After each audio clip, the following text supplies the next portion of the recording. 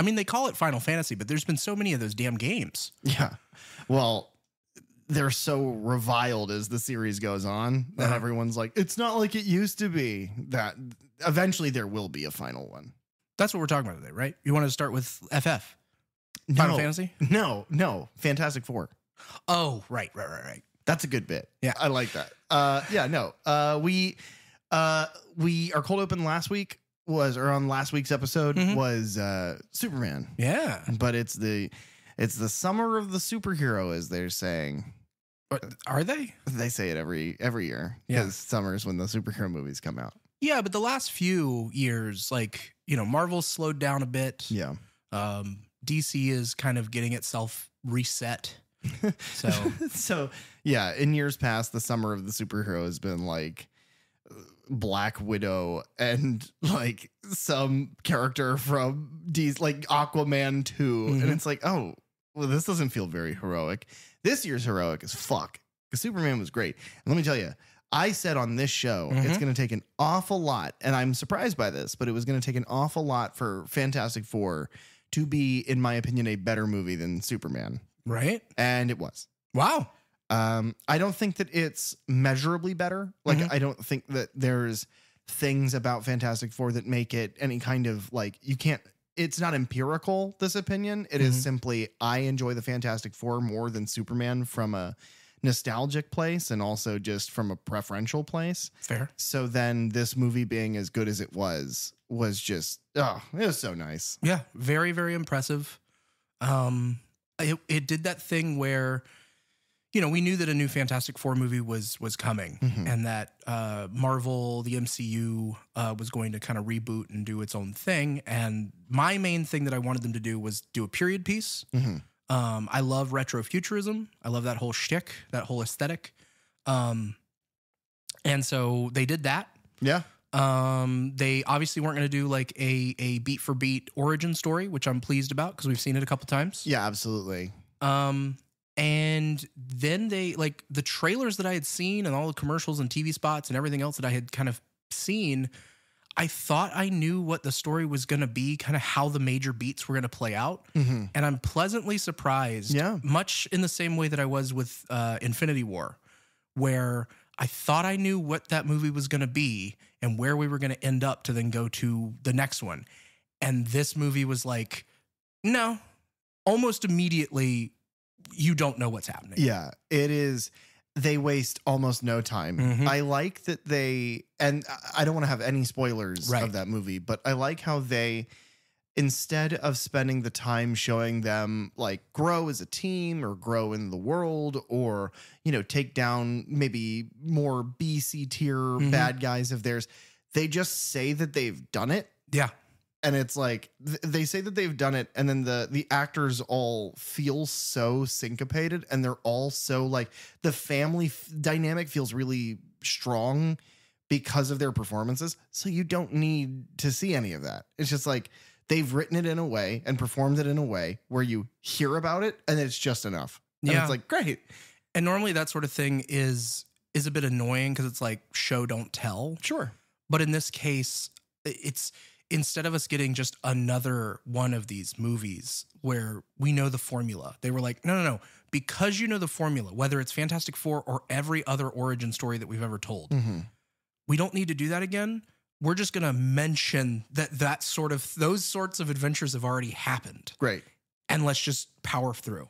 I think in comparing this movie to prior Fantastic Four movies, I think the biggest difference is in between, because I will stand on the hill that I still love that first Fantastic Four movie. Yeah, those Tim Story ones. It isn't great, but I think it fits this perfect window of time, and they kind of capture the time that it's taken place in.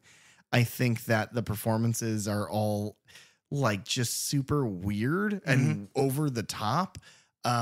I like Chris Evans an awful lot. I hate the guy who and I feel bad because he just recently died. Oh yeah. But the guy from Nip Tuck who plays Doctor Doom of all people, and I don't like the way they handled Doctor Doom, because Doctor Doom's my favorite comic supervillain of all time. But outside of that, it's campy and it's fun. And, then Rise of the Silver Surfer is just terrible. It's all the things that made the first one charming are played out and boring by the time you get to the second one. And they go way too weird with it, in my opinion. And I don't know. I do not like the Rise of the Silver Surfer. The Silver Surfer in this, which I hate the fact that there's any kind of backlash to that. It's like, but the Silver Surfer is a lady. And it's like, fucking, okay. And people hate anything. I'll tell you what, the other thing that I hate, because we're talking about things we hate now, I'm happy in this one with The Thing, because the thing I think I hate the most about the Josh Trank version is that the Thing never wears any pants.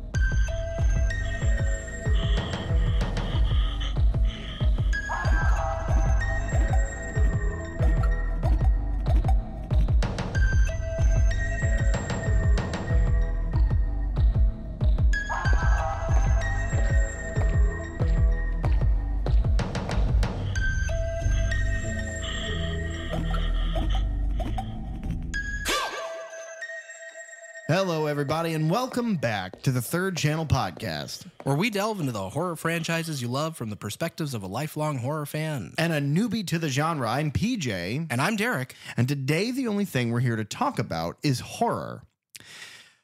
I say that, but that's not entirely true, because we're not talking about this just today. It's, I think we should just begin with that. Yeah, I think...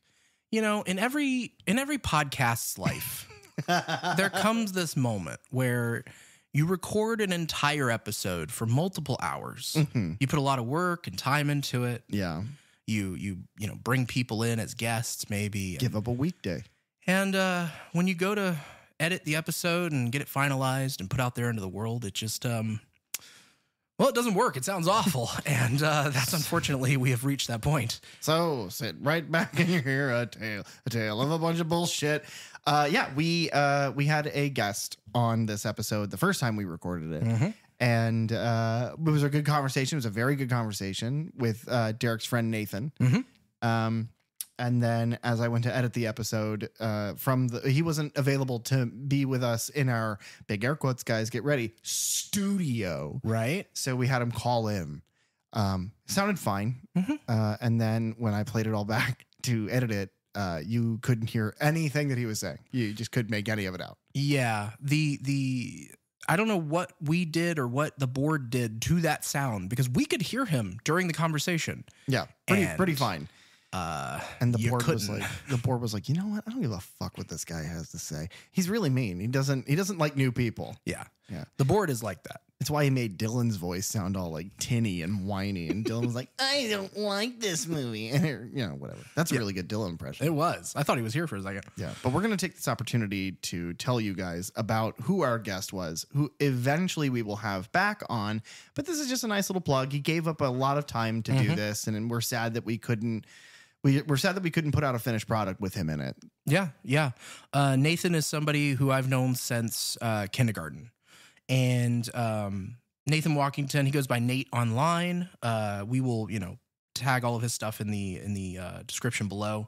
I'm sure I've mentioned him before in other episodes, but Nathan is somebody who I watched a lot of horror movies with growing up, especially the Friday the 13th franchise. Mainly because his parents seemed a bit more lenient when it came to these sorts of things. Maybe because he had an older brother. But either way, we were able to watch a lot of slashers at his place.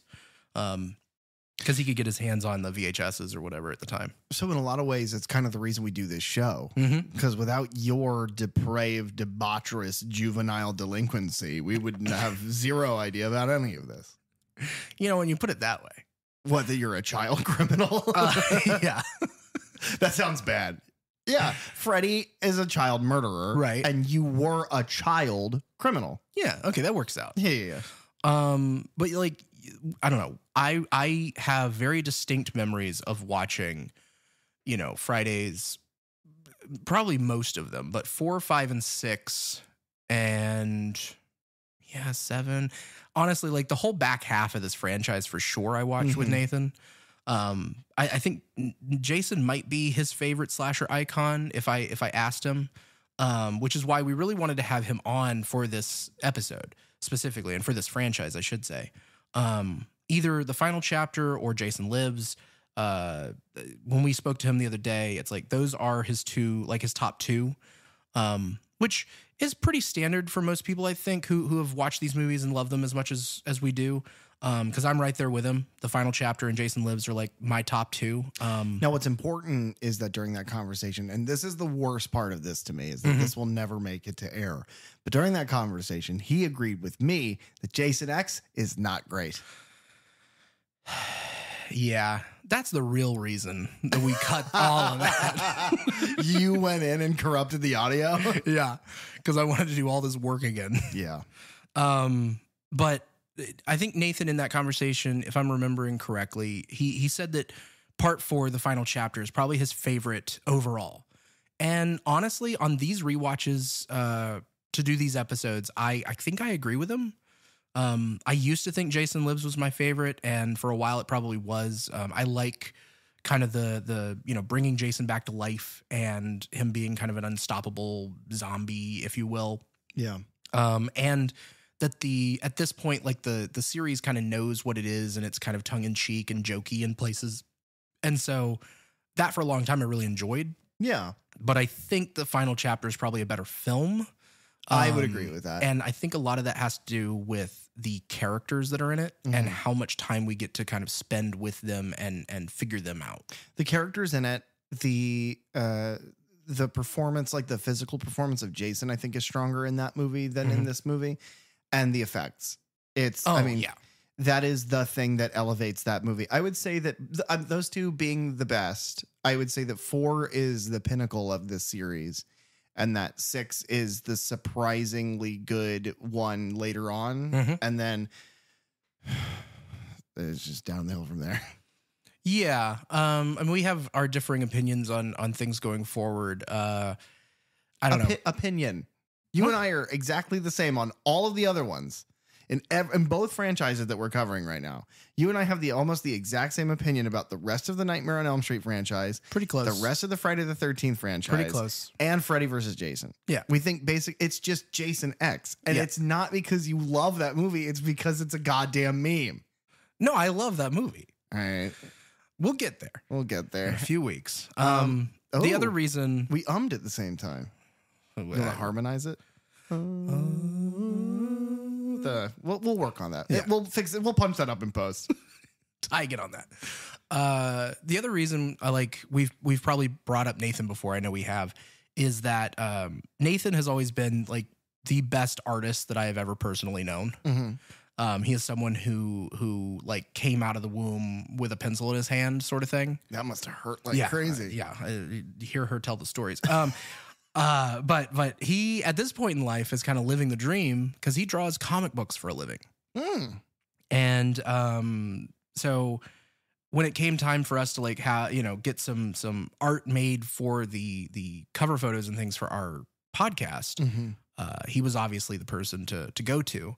And we gave him, several kind of reference pictures of us and kind of the like stylistic ideas we were having.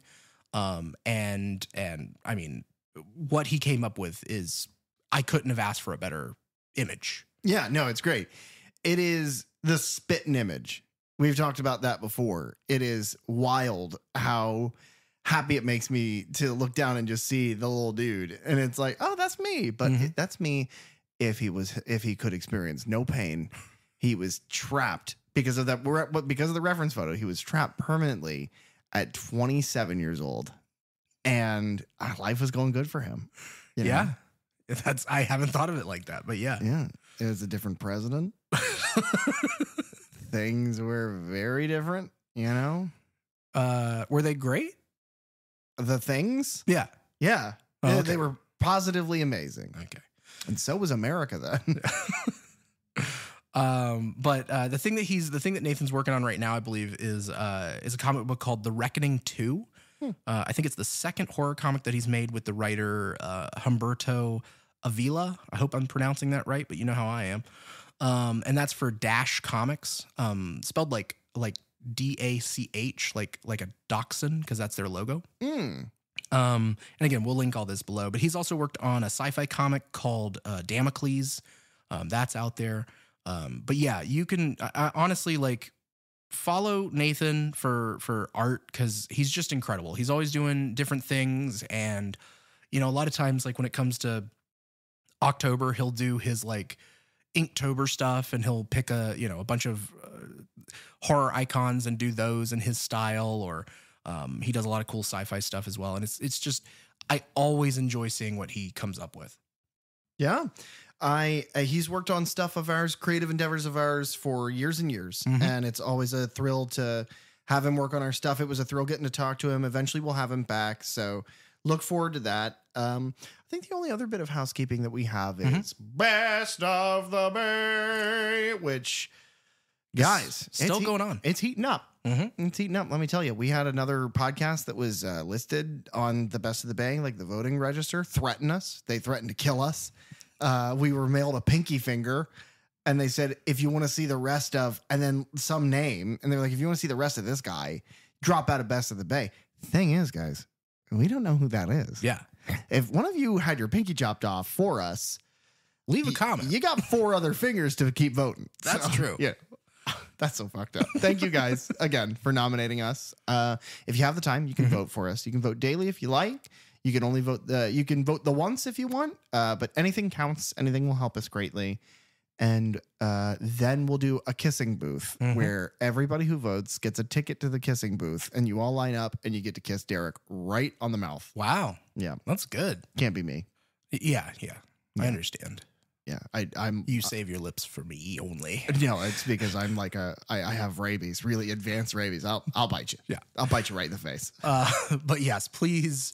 Voting continues through August 20th. You can vote daily. It resets at midnight, so you don't have to wait a full 24 hours if you voted late and then need to vote the next day. But yeah, the third channel is up for Best Podcast, and our producer Ty, is up as Fly Guy Ty for Best Producer or Beat Maker. Yeah. Which, if you've heard the the theme song, you know why you should be voting for him as well. Yeah. To quote Aziz Ansari, quoting Kanye West, wow, these beats are dope. And they are. Very good. And now I will read the letterbox summary of this film for the first time. I haven't done this before. I don't even need to read it. I memorized it last time. Friday the 13th, Part 6. Jason lives. Kill or be killed. Tommy Jarvis, tormented by the fear that maybe Jason isn't really dead, unwittingly resurrects the mass murderer for another bloody rampage. Okay. Brief. Just sets up what's going on, doesn't give any of the actual plot. It's brief in a good way, so it's kind of like boxer briefs. The best kind of brief. Yeah. What are you wearing right now? Nothing. Oh, man. Boom. Anyway, I'm now going to pretend to be shocked and amazed by all the things that you say about the production of this film. Well, do we want to? You brought this up last week or the week before, maybe, where you want to start talking off the top of like what our thoughts were, the newbie and the schmoobie and whatnot. Yeah. Which I will say, I find hilarious for this stretch of movies right through here because I will be upfront where the first time I saw this movie, I watched it with Nathan. And I don't know if he had prefaced it with anything beforehand of like, this one's not exactly like the ones that were before it. And but either way, very quickly I kind of realized there's something different about this movie. They're kind of being jokey. They're kind of being, tongue in cheek about some things. Yeah. And let me tell you, whenever I first saw it, I hated it. Yeah. Didn't like it one bit. Yeah. Because I wanted this thing to be a horror movie. I wanted it to be scary. I wanted it to be bloody and people to be killed. And instead, I got those things. Yeah. Don't get me wrong. No, they're in there. But there's a lot of one-liners. There's like some fourth wall breaks, and there's some things that really just pulled me out of it the first time I watched it. Little kid jokes and stuff. Yeah. But over the years and over many rewatches and kind of seeing the series as a whole, I have come around, and that's why this is one of my absolute favorites. Yeah, I can see that. But what's funny is that I think you are now experiencing similar things that I originally did. Yeah. Having only watched this for the first time a couple years ago, I didn't know what to expect. I never know what to expect. So the only thing that you had said about this one is like, oh, but this one's got a much more like advanced production value. It seems much like better made. And so sitting down and expecting that I wasn't let down. It does. It's much, it feels like the director worked very well with his crew to make a movie that is tight and plays well on screen, where the people involved in it knew what they were doing, but also all of them were creative and brought something to the table. It feels less like, you know, like the first couple, which are like kind of hodgepodge thrown together, like everybody's flying by the seat of their pants to get these things made, or then the next few, which are like either very good because they've got good like production staff, or just terrible. I do not care for the meta stuff in this one. I think that the very first time it happens, it immediately pulls you. For me, it pulled me out of it pretty hard because it was like, the fuck is this? Yeah. Like. And then it just every single time from the beginning to the end of the movie, maybe it's just because the jokes aren't very good that it's just like, oof, like Joe Yowza, that is not very good. You know? Yeah. That's a saying that we all know. Yeah. And love. Joe Yowza, that's not very good. Yeah, if it was very good, I'd be like, man, that Jedi rocks. We made these jokes last week too. They'll never be able to know. Yeah, you guys are left in the dark on these. Friday the 13th Part 6, Jason Lives, was released August 1st of 1986. Whoa. It is both written and directed by Tom McLoughlin and produced by Don Barnes.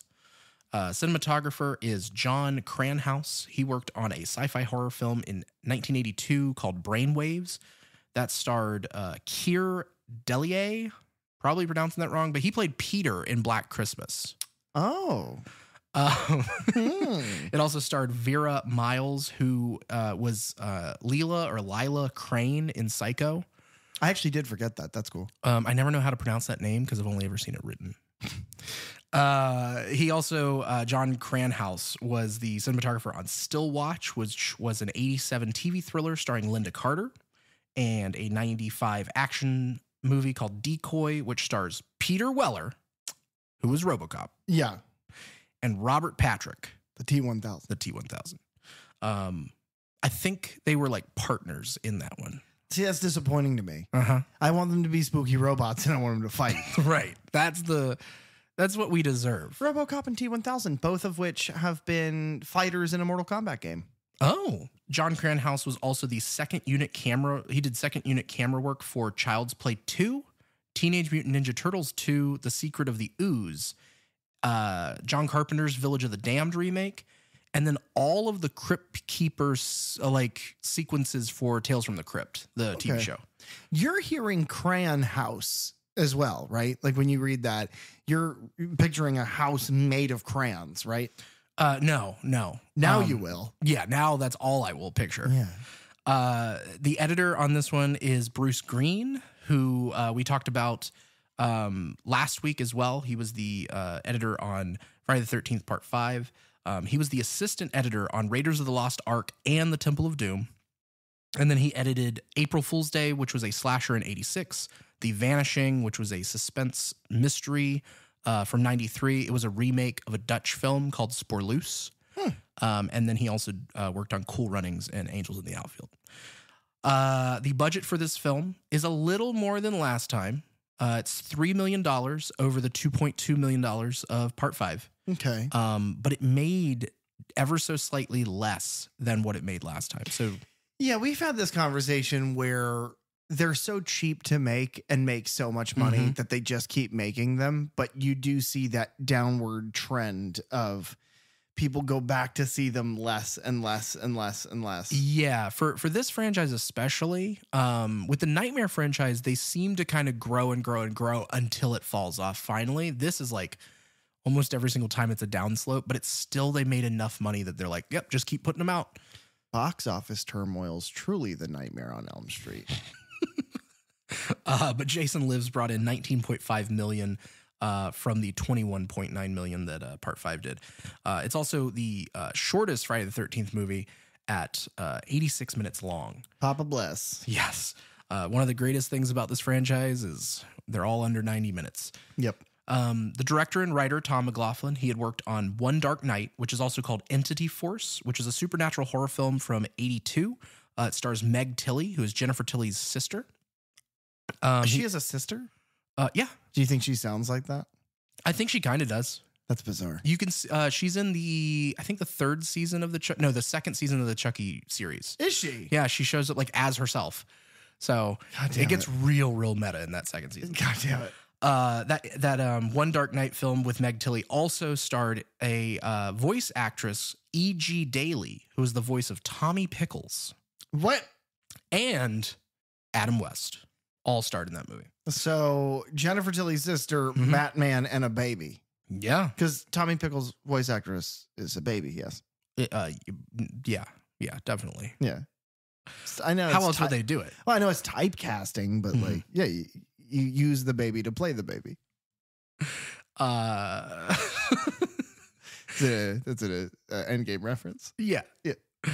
He also directed a movie called Date with an Angel, which was a romantic fantasy comedy starring Phoebe Cates from 1987. And then he did an episode of Freddy's Nightmares and 4 episodes of Friday the 13th, the series, as well as the Stephen King adaptation of Sometimes They Come Back Again for TV and a psychological thriller in 2001 called The Unsaid. And then he did a ton of Lifetime movies. What is a ton? More than 10. We in last week's episode for Nightmare 3, there was somebody who had worked on like 13, a baker's dozen fucking Disney Channel original films. Yeah. Similar. The producer, Don Behrens, he was the producer on The Unseen, which was a slasher film directed by Danny Steinman, who had directed Friday the 13th Part 5. He also was the producer on Liar's Moon, which is a teen drama in 1981. A movie called Top Dog, which was a buddy cop movie starring Chuck Norris. And a dog. And a dog. And a dog. And then he had been the production manager on John Carpenter's Halloween and John Carpenter's The Fog. Okay. How do we get from the buddy cop dog thing to Halloween? Well, he had done the Halloween in The Fog before the buddy cop thing. Okay, but if the buddy cop thing with Chuck Norris and the dog was from the same person and it's the same kind of talent, do you think that's probably as good as Halloween? Yeah, I'm sure it is. Yeah, same amount of oneers. Yeah. And good tone. Yeah, great. I'm sure it's great. Great. We'll have to check it out. No. The music, as always, Harry Manfredini. He does the music for all the Friday movies. Now, what I will say is where his music in Part 5 was a huge letdown. His music in this one is awesome. The original storyline had Tommy Jarvis becoming the series' new antagonist. But, even though Part 5 had been a financial success, it had really disappointed fans and got some of the worst reviews of the entire series. And so to prevent further backlash from fans, Frank Mancuso Jr. hired Tom McLoughlin, who had directed the successful horror film of One Dark Night. But he was also known around Hollywood for shopping around like comedy scripts that he had written, which really appealed to Mancuso. And so McLoughlin was then given free reign on the story, and the only condition being that he had to bring back Jason Voorhees as the villain. He was originally only hired to write the film, but producer Dan Behrens had pushed for him to be allowed to direct as well. Behrens later said that that the studio would otherwise have probably just rehired the director from A New Beginning, Danny Steinman. but he refused to work with him again because of their poor previous working relationships on The Unseen in 1980. McLoughlin decided to take the film in the direction of old Universal monster movies, specifically like the 1931 Frankenstein, which showed Frankenstein's monster as like a lumbering killer who had been brought back by electricity, which is what happens at the beginning of this film. Mm-hmm. He also drew a little bit on like vampire lore. Later in the movie, Tommy looks through like some occult books and I guess figures out that he has to take Jason back to his like home soil. Okay. For his like final resting place. Yeah, because you said that. I immediately start racking my brain, and it's like, at what point is Jason like, let's all be polite to each other. Let me on in. And it's like, what? That's good. Corn Jason. But it really meant that McLoughlin like disregarded the idea in part 2 that Jason had survived his drowning and kind of had presented the idea that Jason had always been some kind of like supernatural force. He also retconned the ending of the 5th film, where Tommy Jarvis was shown as the serial killer. But I guess we just kind of write that off as being a dream sequence now. Yeah. They don't really even touch on any of the events of that movie, so it doesn't really matter. Well, and what's funny is we go over these two franchises in tandem. Friday the 13th seems to have a lot more dream sequences for narrative than Nightmare on Elm Street ever does. It's like Nightmare on Elm Street, the story takes place around the dreams, but the dreams like are just scenes that are connected together by an overarching story. But then in Friday, they're like, this was all a dream. Who fucking cares? Almost every movie from the first like 5 ends in some kind of dream sequence that they're just kind of like, when we get to the next movie, like, well, no, that was clearly a dream. That didn't actually happen. Yeah. We don't know how to write an ending. Pretty much. So we just don't. McLoughlin also, he decided to expand the series like thematic scope, incorporating some, action film elements and some like postmodern meta humor, which we kind of talked about. Basically characters having knowledge of horror movies, some self-satire, very tongue-in-cheek with the rest of the series, and then some fourth wall breaks. He also cited, in addition to Frankenstein, he also cited Gothic horror, because that's really where you get the kind of the opening sequence that we'll speak about in just a moment, where Tommy goes to like an old Gothic cemetery, and there's like a storm and lightning and thunder and all that.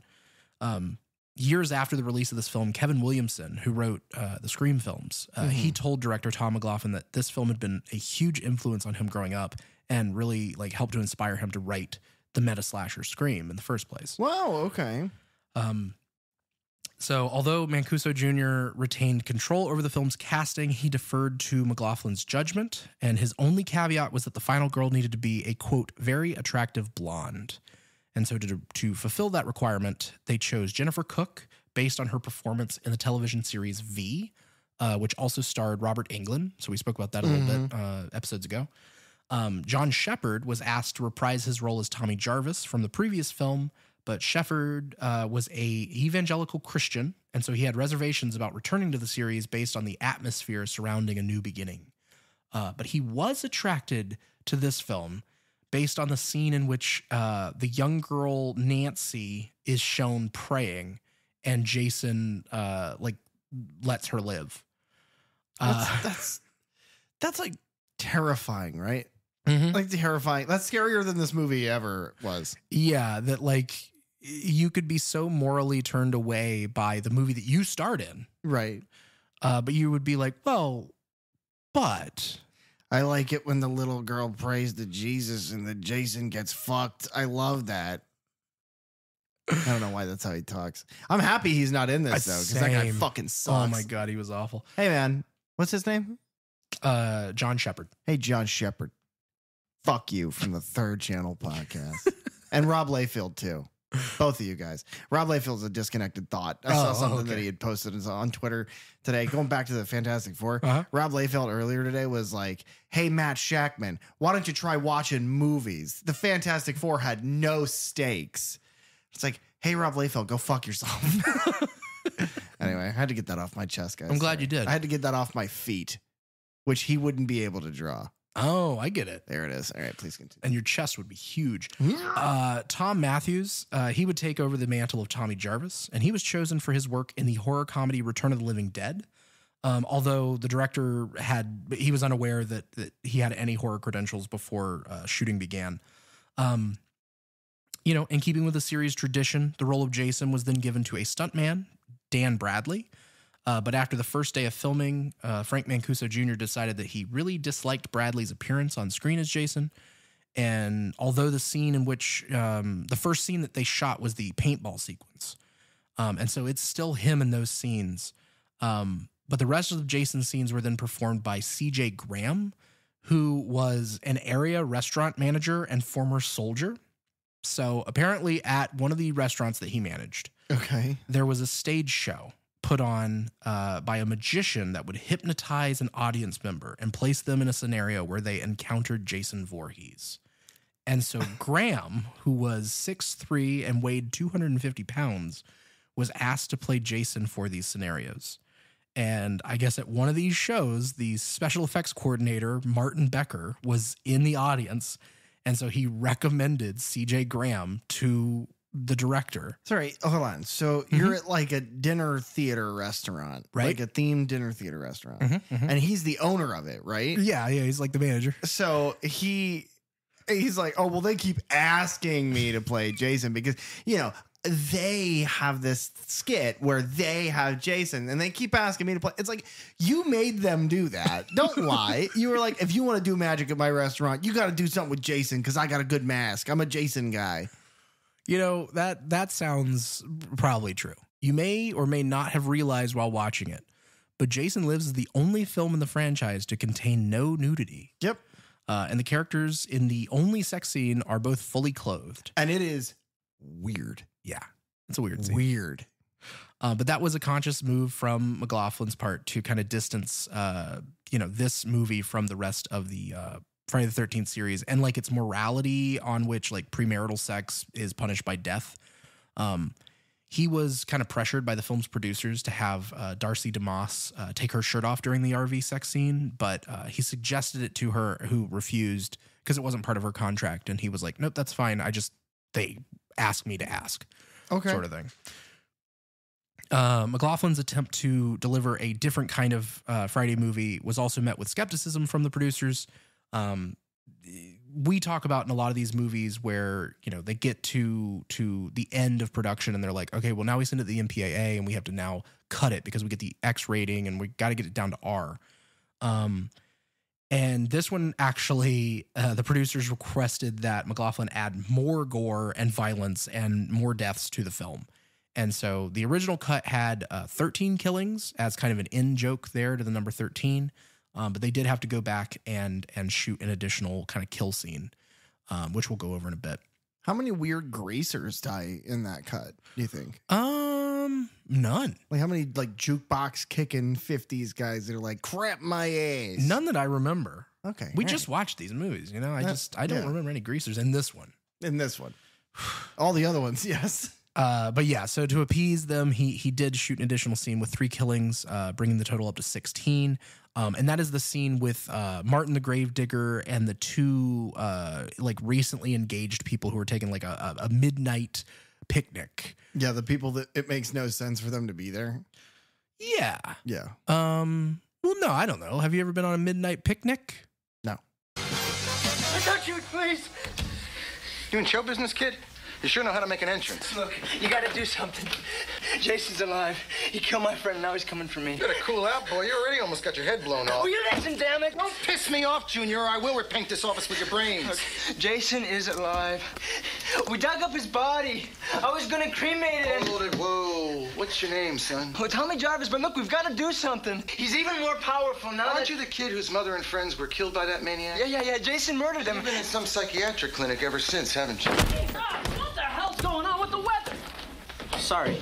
I didn't know you had No problem, Rick. I want you to meet a former resident here, Tommy Jarvis. He's got some kind of prank. Look, there's no time for this bullshit. Jason's got to be stopped. Hey! Now, that's what's known in the books as screwing the pooch. Iron this punk. No way, you gotta listen to me. Jason's coming here, he's after me. I tried to destroy him, but I fucked up. You got that right, punk. You listen to me. I'm sorry about what happened to you and your folks years ago, but no one in Forest Green wants to be reminded of what that maniac did here. That's why we changed the name. People want to forget this was Crystal Lake, and they don't need some kid stirring up Jason shit again. There are two things about that scene that stand out for me.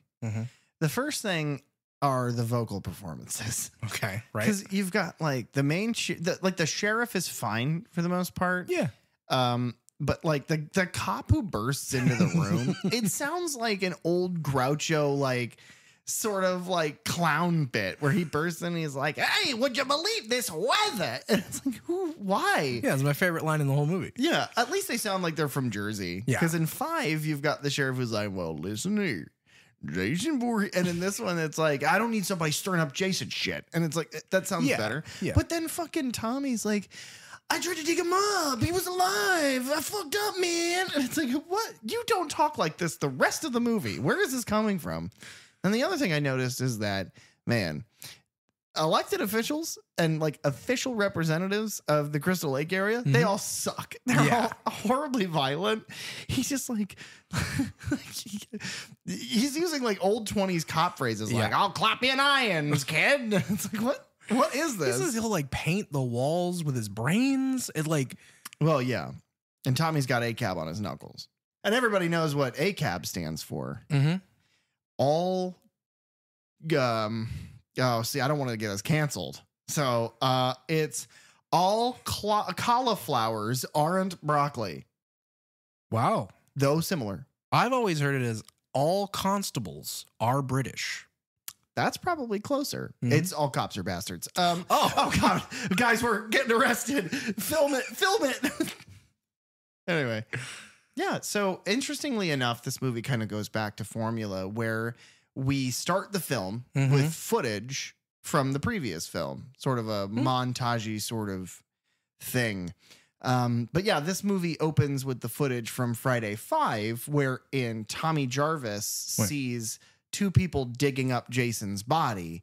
But in this one, it's filmed from the perspective of those two people that are digging up Jason's body. Well, no. Wait, is that what you think is going on? You're telling me that 2 movies in a row, 2 men, Horace and Jasper men, dig up Jason's body, and those aren't related. They just did that to open the movie 2 times in a row. Yeah, just twice. They did it again. Well, you've got like which way are we going, George kind of guy following Tommy as they discuss what they're doing. And Tommy's like, "I got to make sure he's dead, man. I got to burn him up. I brought this gasoline. My blood is gasoline." And he brings a big thing of guzzling. Yes. So this one actually is, we start with Tommy Jarvis. Yeah. Who's played by Tom Matthews. He was in Return of the Living Dead 1 and 2. I think he plays different characters in both movies, if I'm not mistaken.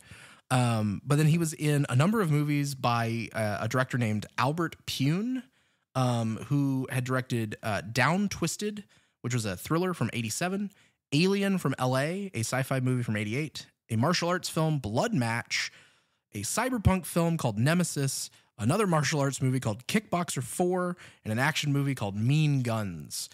What's interesting about Albert Pune is, speaking of the Fantastic Four, it's not exactly Fantastic Four, but he did an unreleased cut. He directed an unreleased cut of the Canon Films Captain America movie. Oh, okay. Yeah, kind of that same era as that never released Canon Fantastic Four. They just made them and banked them like the Batgirl movie. Yeah. But Tom Matthews also reprises his role as Tommy Jarvis in at least 4 different fan films that I could find. And Friday the 13th, The Game. The Game? Yeah. He's a playable character in that. So is Tom Savini.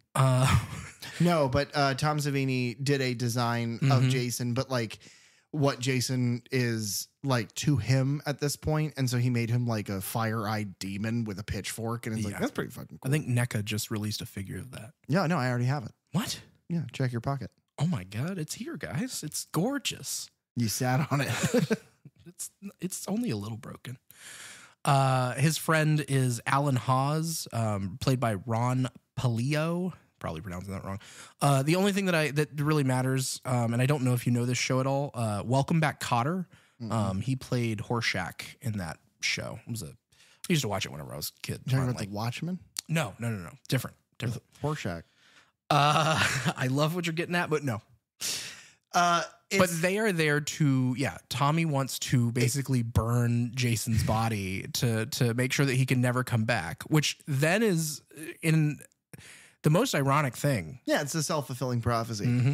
I am going to describe the rest of this sequence in incomplete sentences. Okay.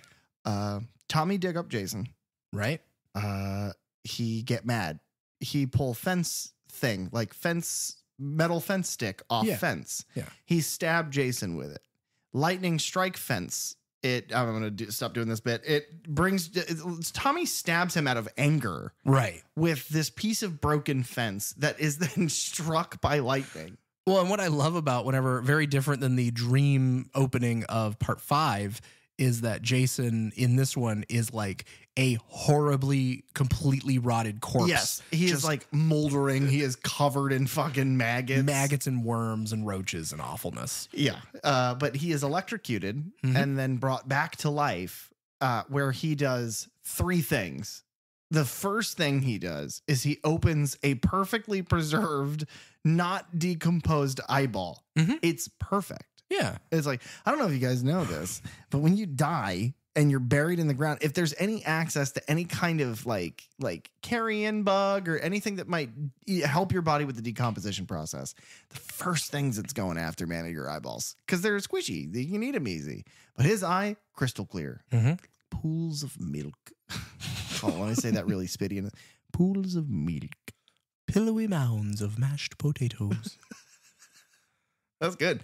But yeah, and then he gets up and then pass out, he gets up and Tommy's little friend is like, "Oh, Tommy, it's Jason Voorhees." And then he runs up to stop him and then Jason turns around and fucking Kali Ma punches through his sternum and he's holding his still beating heart in his hand. I love it. Oh man, it's such a good kill. The effect's actually really good. Like the seamless nature of him pulling the heart and it's still beating from when it's in the chest cavity to out is a really good prop. But then Tommy does the thing that most of these people in these films don't do. He fucking runs away. Yeah. He gets in his car and he fucks off. But he's witnessed what Jason is capable of. Yeah, but not only did he bring gasoline, which doesn't work because then it starts raining, which is fucking hilarious because he can't light the match. But the other thing he brings for some reason is Jason's hockey mask. Yeah. He brings it with him. So naturally, Jason's like, "Oh, my mask." He puts it back on. He puts it on his rotten zombie face. And then the weirdest fucking thing ever happened. Yeah, I love this shot because it's such a cool trailer shot because it's like he puts on the mask and he has like, I guess the piece of the fence that brought him back to life. Let's be honest. It's a fireplace poker. It looks like a giant fireplace poker. Yeah, he grabs his giant fireplace poker. And he he knows exactly where that camera is and he knows what his best angle is. He's been doing this for years. Snaps right to it. And then they quickly like push in on his eye. And then we get a 007 reference. You are the away from it just being a total he like slashes. It's from his pupil. He like slashes and it's him standing like in the circle, like the James Bond thing. And then it bleeds the title out of it. Yeah. But it's that was dumb. It's really dumb. And I remember from my first viewing, like that is the first moment that I thought I'm not sure about this one. Yeah. Now the part that really lost me comes a little later, but we'll make sure to go over that. But yeah, we do see the title. I'll go ahead and just go over Jason Voorhees in this one. Like I said, is played by C.J. Graham. He plays Jason in the music video for Alice Cooper's "He's Back," The Man Behind the Mask, which was a song that is made specifically for this movie. And it's a good one. It plays in this movie as well. Okay, but here's the question. He's Back by Alice Cooper or Dream Warrior by Dokken. You got to pick one. The other one goes away forever. Those are the stakes. Oh, wow. Yeah. I'm not fucking around. I really do like He's Back. I do too. I think it's a good song. I think it's a great little song. Which is why Dokken's Dream Warrior has to be as good as it is, because goodbye fucking He's Back, dude. I'm Dream Warrior! It's so good. Dream Warrior is the best. But CJ Graham was also in Highway to Hell, a dark comedy from 91. And then he was in the 2019 fan film of Friday the 13th Vengeance, where he plays Elias Voorhees. What? He also plays Elias in the sequel to that, Vengeance 2 Bloodlines. And then he plays himself in the meta slasher that we've discussed before, from 2021, 13 Fanboy. Mm-hmm. Directed by Debbie Sue Voorhees. Debbie Sue Voorhees. Dylan's favorite human being. Yes. For reasons. A couple of them. Pillowy mounds of mashed potatoes.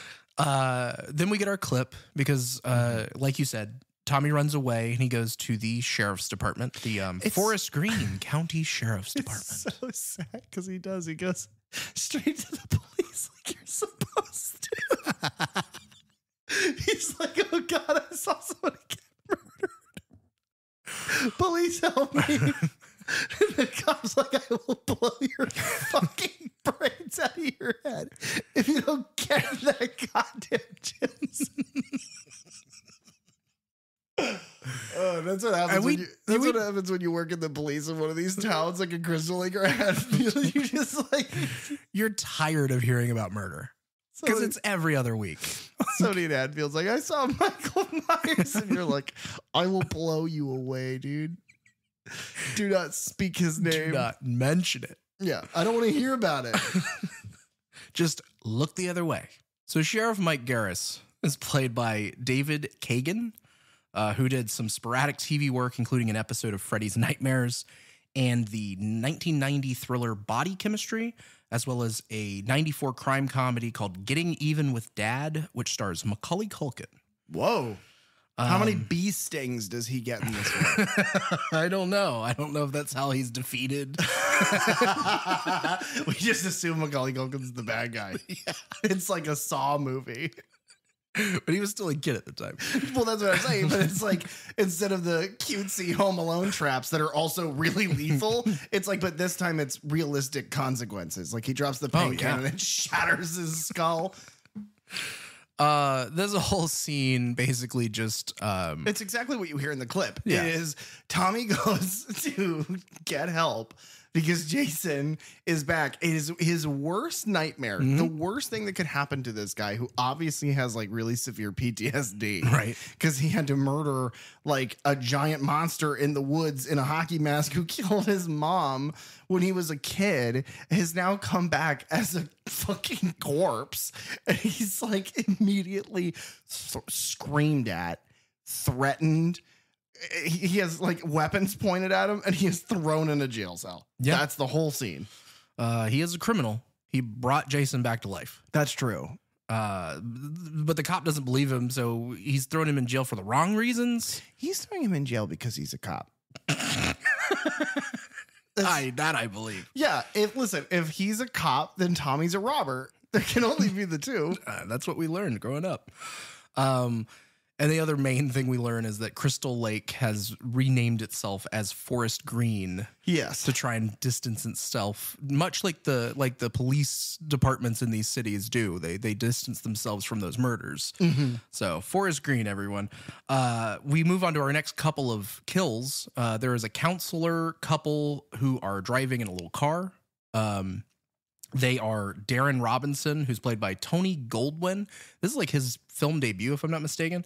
But he would later be in the supernatural romance film Ghost from 1990, the one with Patrick Swayze, Demi Moore, and Whoopi Goldberg. My namesake. Mm-hmm.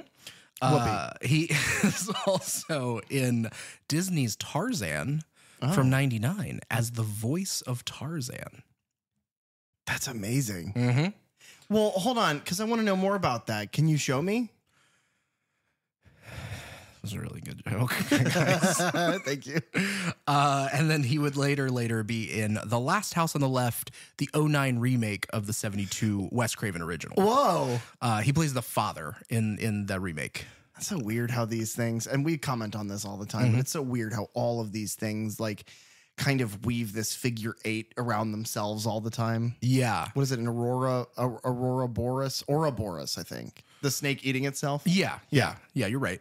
And then the other, his partner there is Lisbeth Mott, who's played by Nancy McLoughlin, who, if you aren't picking up on the last name there, is director Tom McLaughlin's wife. She has appeared in his films Date with an Angel, Sometimes They Come Back, and his episode of Freddy's Nightmares. But this is where we get kind of our first like character who knows about horror movies sort of thing. Because they're driving along and they're kind of arguing, not like arguing, but back and forth about like, you know, he's checking the map and she's driving and they're kind of lost in the woods. I like that she's driving. I know it's a small detail, but I like that she's driving. It's especially for a movie that's set or that is shot when it's shot. It's surprising to see that, but I enjoy that. It's kind of the gender, like the gender norm flipped on its head where she's driving and he's kind of bumbling with the map. Yeah, there are a couple things in this movie that are kind of in their own little tiny way, like blink and you miss it. You got to be paying attention kind of thing, but taking on like kind of gender norms and the idea of gender. Cause you get some similar things in the paintball scene. Yeah. But yeah, I do find that interesting. I was just about to say, yeah, we talked about that last week and then realized, nope. All of that was a dream. Yeah, so they're driving. A little meta line, like you mentioned. She says, as they're driving on this like dirt trail. Hey, okay, here's a question that I asked you last week, and I really loved your answer, so I'm going to try to recreate it. How long do you drive into the woods on a dirt trail that is like mostly fallen apart with rain and mud? How long do you drive into that trail without knowing if that's the right way to go? Like in today's day and age, or back whenever I was with a paper map? Either. Not long. Yeah. And I'll tell you, Nathan and I are from Hardy County, so there's a lot of dirt roads out there that go through the woods. Yeah. That's my problem with this sequence is like, oh, you guys are already setting yourselves up to fail because you have driven so far into this forest that all you can see is forest. Right. There's nothing else. And apparently like it's not wide enough for them to back and turn around. Like if they needed to leave, they would need to back all the way back. Right. Which is an insane thing to do. So they start to try to do that because as they're driving down the dirt trail, the worst case scenario happens and they run into Jason Voorhees, who she goes, I've seen enough horror, something to the effect of, I've seen enough horror movies to know not to fuck around with a guy in a mask. Yeah. And he's still got the piece of fence. That fence was made of many large fire pokers. Right. And so he's holding the big fire poker and she is like, I know what I'll do. I'll scare him. And she backs way up and then she drives at him and stops right at him. And he just looks and raises this thing and stabs it through the fender of their little VW Bug and into the tire, and it immediately deflates. Yeah. I love that. And he's like, you really scared him. And it's like, are you really being sarcastic with her? He's going to kill you for sure. If it was like, I know not to fuck with guys in masks, but then it's like, you have that lingering, like, hey, he might be, maybe he's just a hockey fan. Maybe he's out here in these woods because he's like a wear hockey goalie or whatever. In the full moon, he turns into a goalie. But no, unfortunately, now that he has defaced your property with a giant sharp stick, it's like, you're going to die. And they do. Yeah. Darren gets out to take care of it he pulls like a little starter pistol out of the glove box. It might as well have been. It looks like a fake movie prop, like a cap gun. And it doesn't work. No, it does fire though. Like the cap gun on that Alec Baldwin movie. Yeah. But it doesn't seem to affect Jason in any way. Yeah, he doesn't give a fuck. He is already dead. And yeah.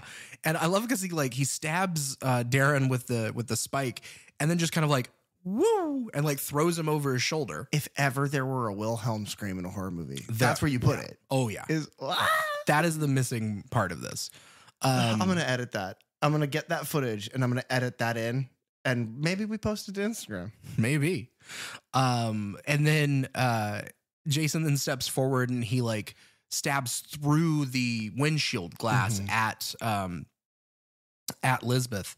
Which pour one out for her because that's got to be fucking terrifying. The way that they talk about it in like the making of is that the stunt performer was supposed to stab because she like dives out of the driver's seat and he was supposed to stab into the driver's seat. And like as he swings and like hits the glass, it like pivots to where she had just dived into the other seat. And so like she was very close to being actually stabbed by this, giant It looks spike. good. Yeah. It looks good. It would look really good in 3D. But thankfully it wasn't shot in 3D for Friday the 13th 3D. Yeah. If it had been when she dove into the other seat, she would have said, "This feels good." If you want more information on that joke, give us a little listen to our Friday the 13th 3D up. So she then is like in a puddle. Yeah, she falls out into like the largest puddle ever. It's like an oubliette. Like all you could that's a SAT word. All you can see is like her face sticking up out of the water, and she's like, "Please, I have money." And she pulls out a wallet, and it's like he like looks at her for a full second as she's begging, and then he just fucking stabs in like her into the puddle. Yeah. And I don't know if you're the same way, but I'm like, the infection. Oh, like, yeah. The dirt in like the water and all the ringworm and shit. It's like, ugh. Yeah, because I think about the actress having to actually do that. Yeah. Or the she just stunt got person stabbed. or the whatever.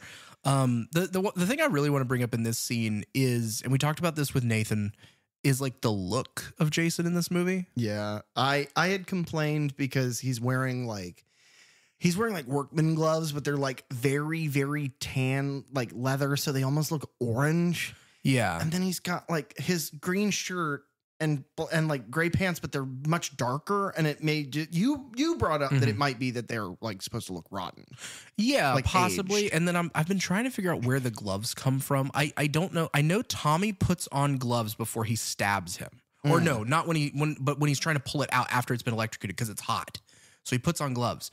But if Tommy's still wearing those, then maybe his friend had gloves on him as well. Maybe. And because he also, the next time we see him, he's wearing like like a Tim the Toolman Taylor Batman utility belt. Yeah. And it's got like a combat knife in it, and it looks like an electrician's belt. And it's like, what is the and Nathan had brought up that it looked tactical was the word that he used. And that really kind of in that conversation became the thought then is the things that Jason does in this movie are very tactical. There are several scenes, several moments where he like drops down from above. In that scene where he stabs the woman in the puddle, like she's looking up at him, and then when she fumbles with her wallet, he disappears, and then he drops down, and his feet are on either side of her head. But it's like, where was he the moment before that? He was out in those woods. Yeah, just climbing up in those trees. Yeah, building a treehouse. That's what he's got the hammer and everything for. Oh, that makes sense. Yeah. I don't know. The last thing about this scene is that as she's laying dead in the puddle, her American Express card floats into the puddle. Yeah, and I guess that was like at the time supposed to be like a kind of an in-joke moment of like American Express, no one leaves home without it, which was their catchphrase at the time. I don't know if it still is.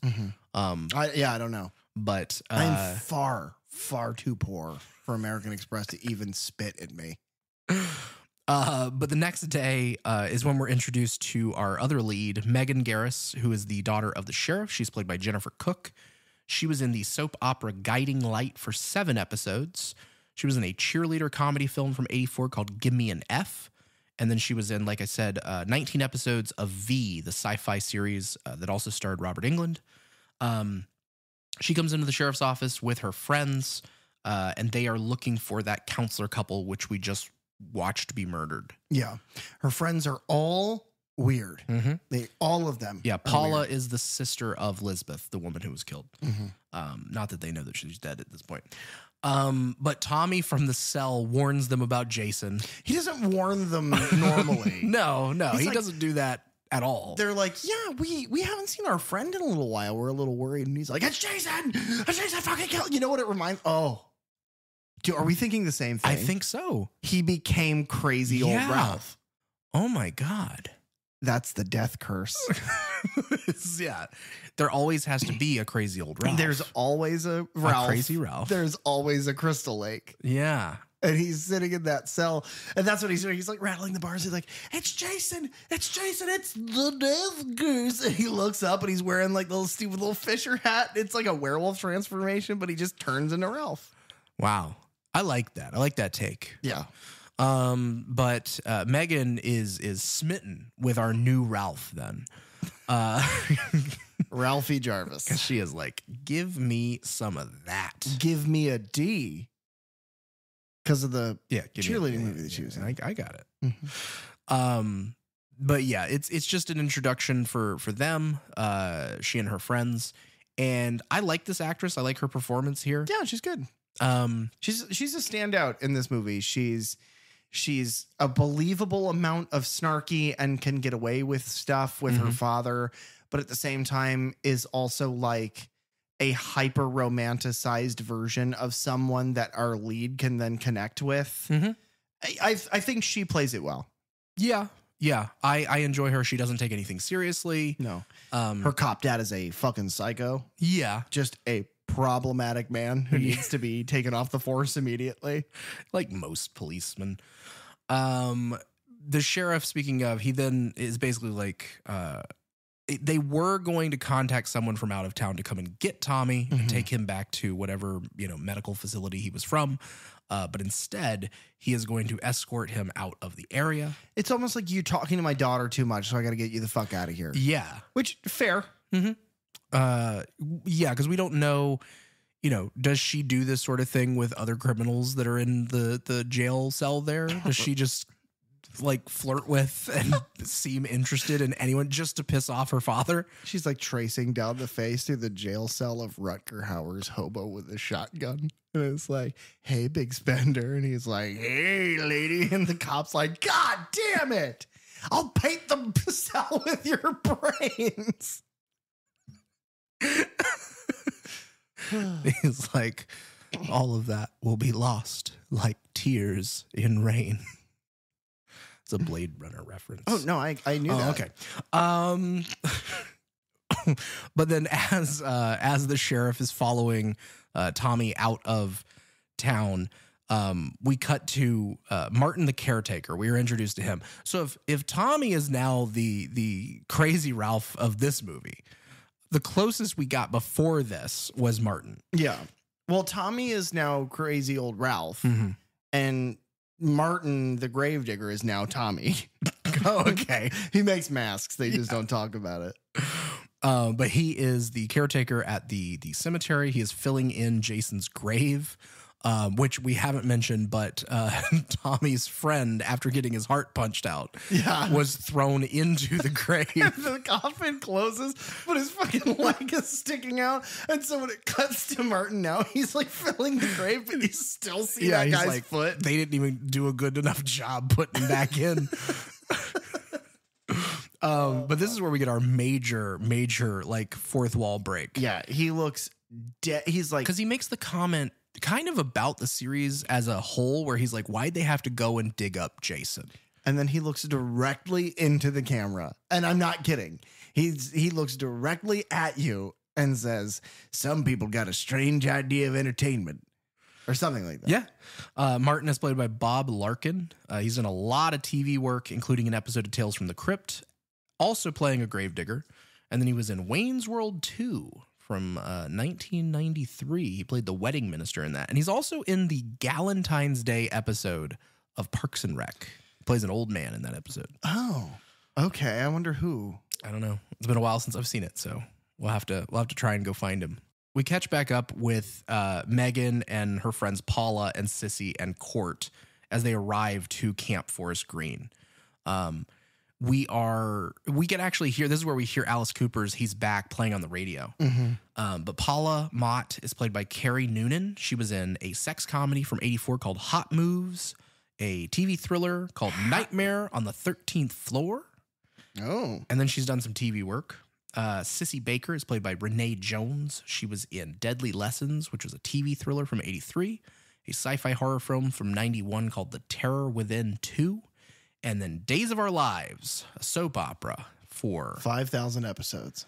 You're not far off. 1,752 episodes. 1,000 plus?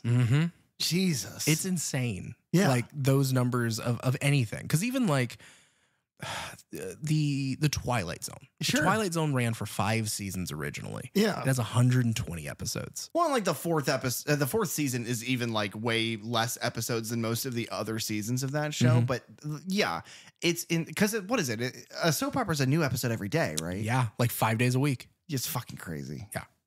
And then Court Andrews is played by Tom Fridley. He was in The Karate Kid. Oh. From 1984. Is he the karate or the kid in that one? I think he is a kid. Okay. But I don't know if he's the kid. Or karate. He's definitely not the karate. Okay, good. He was also in a thriller from 86 called Summer Camp Nightmare. And he is in the John Travolta, Nicolas Cage film Face Off. I wonder what he does in that. He's a prison guard. Oh, that's boring. Okay. Yeah. Do you think he's like, get the fuck out? Well, yeah, that's all we know from these movies. Yeah. But our main thing here is even though the counselors, the main counselors, are deceased at this point, the rest of them are going to carry on and open this this camp. And Megan talks about how maybe Jason is real, and he's out there looking for the person who killed his mother, which kind of borrows from the stuff from part 2. That maybe Jason isn't just like a legend, because I guess at this point enough time has passed, because much like the jump in time between parts 4 and 5, we've had another jump of time between 5 and 6. Do you think Tommy kept up with his training? Oh, yeah, his MMA training. Yeah. Do you think he can punch through an armored truck still? He doesn't show off any of that in this movie. No, he doesn't beat any mentally handicapped people within an inch of their lives. He does move that giant boulder later, though. He just does it by kicking and chopping it. He's very strong. He's awesome. But the other main thing that this scene does is it establishes that there are actual children coming to this camp. Yes. The next scene is not something we need to spend a ton of time on, but it is the paintball game. It's like a company outing for, I guess, executives for this whatever company. Yeah. But they're out playing paintball, and Jason's kind of watching them from the trees. The main thing here is kind of like what we mentioned before is there are some like there's some clearly sexist stuff going on with the guys, just their dialogue. Yeah. There's all these executives there together to do like this team building exercise. And one of them is a woman, and she is kicking their asses. Right. And they are pissed. And one of the guys gets out, like he gets popped by a paintball and he gets out. He's like, women should stay in the kitchen or some fucking shit. And it's like, it plays around with like men are crybabies. And the second a woman shows any kind of equality or equal footing to a man, that, the stereotype that men have is that they freak the fuck out and become giant babies. Yeah, which is what they do in this. What's funny is like in this scene, whenever they are shot and they are, quote unquote dead, they have to put on like headbands that say dead on them. Yeah, which is then funny because as we watch, one of the guys who had already previously been shot, he has like got a machete and he's just like hacking into these bushes and he's, saying some awful things.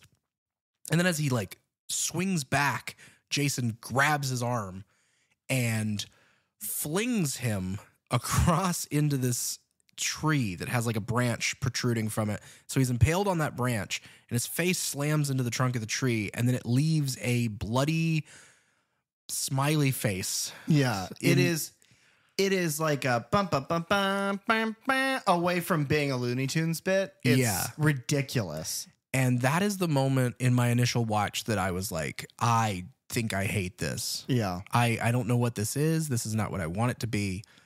The moment in my watch through for the first time of this movie that I thought we were in trouble was the James Bond gag, which is right at the beginning. Yeah. And I was like, ooh, that's rough. And then as they continue, just like some people get a strange idea of entertainment. It's like, he's looking at the camera like, what the fuck is this movie? And I mean, it's grown on me since the first time, because the first time I didn't care for it very much, but I don't mind it as much now. It's fun. It's more fun to talk about. That's the other thing that the show has done for us. We have talked about so much shit now, like bad shit, bad movies, bad cinematography, bad action, bad actors. We've talked about so many negative things.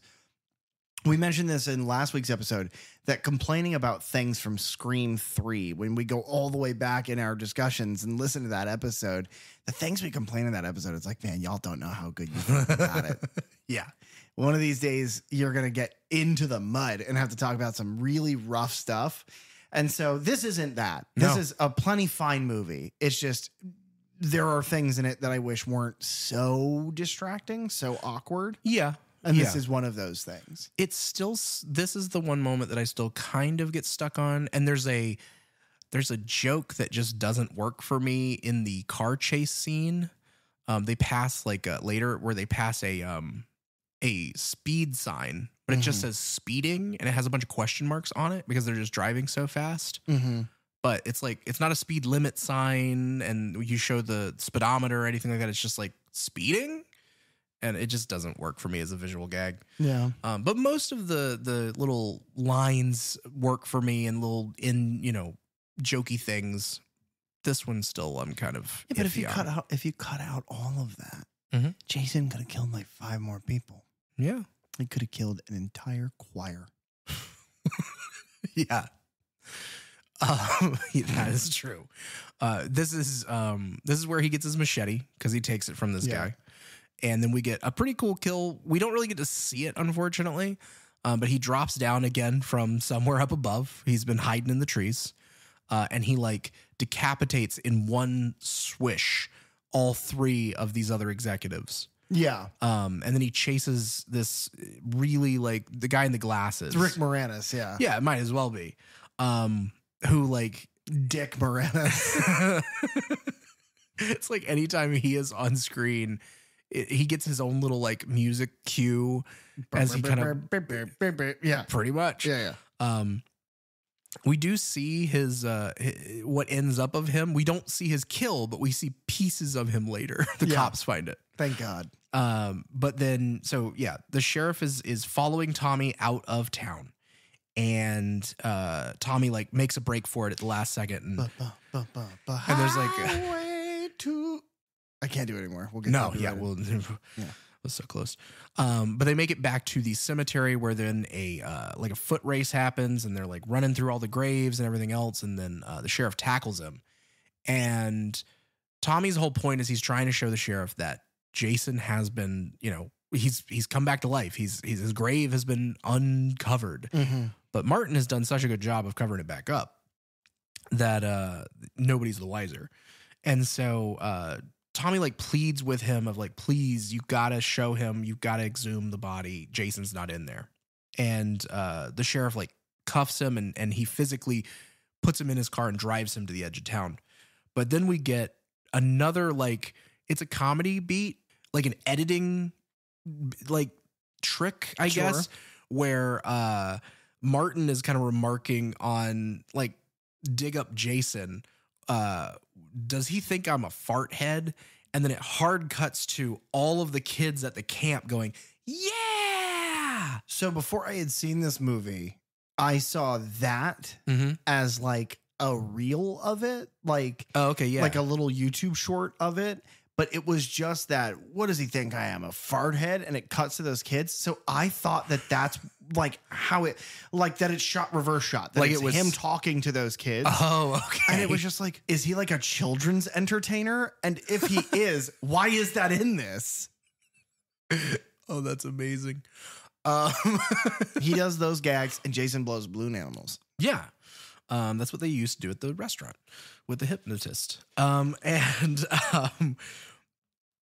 then this scene happens later, but we might as well just cover it. Martin later that night is shown stumbling home through the woods drunk. And he's like, he kisses like his, like, it's like a flask or like a bottle of something. Yeah, it's a bottle of whatever booze he's drinking. And he's like, you're my best friend, booze. All out. And then he like hucks it over his shoulder.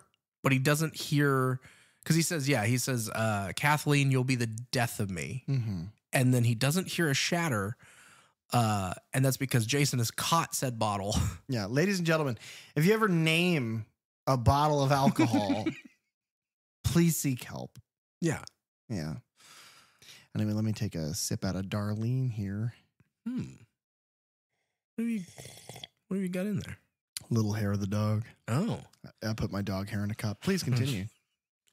But Jason catches Kathleen and smashes her and then stabs Martin to death with the glass. It's like the credit to the stunt performer. They don't show a lot of it, but it's the brutality of his performance makes it seem like that would really fucking suck.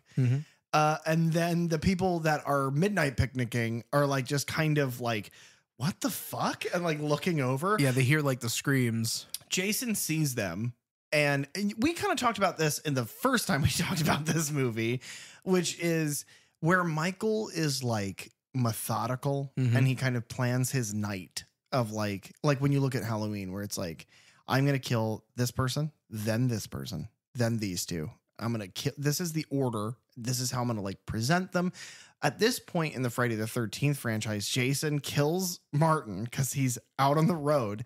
And then those two turn and look and he sees them and he's just like, okay, well, you're next. And he just starts walking towards them and he kills like a connect the dots around Crystal Lake. Yeah. It's just whatever kind of, the next person who moves into his line of sight. Yeah.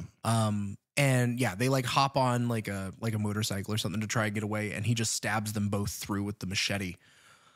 These kills are not like a lot of kills in this movie are not shown really on screen. You get a couple of them, but not a ton. They're hinted at. Yeah. And it's, I mean, from what I was reading, it's like that was almost a conscious decision. But it made it to where they didn't have to like cut a whole lot from this movie.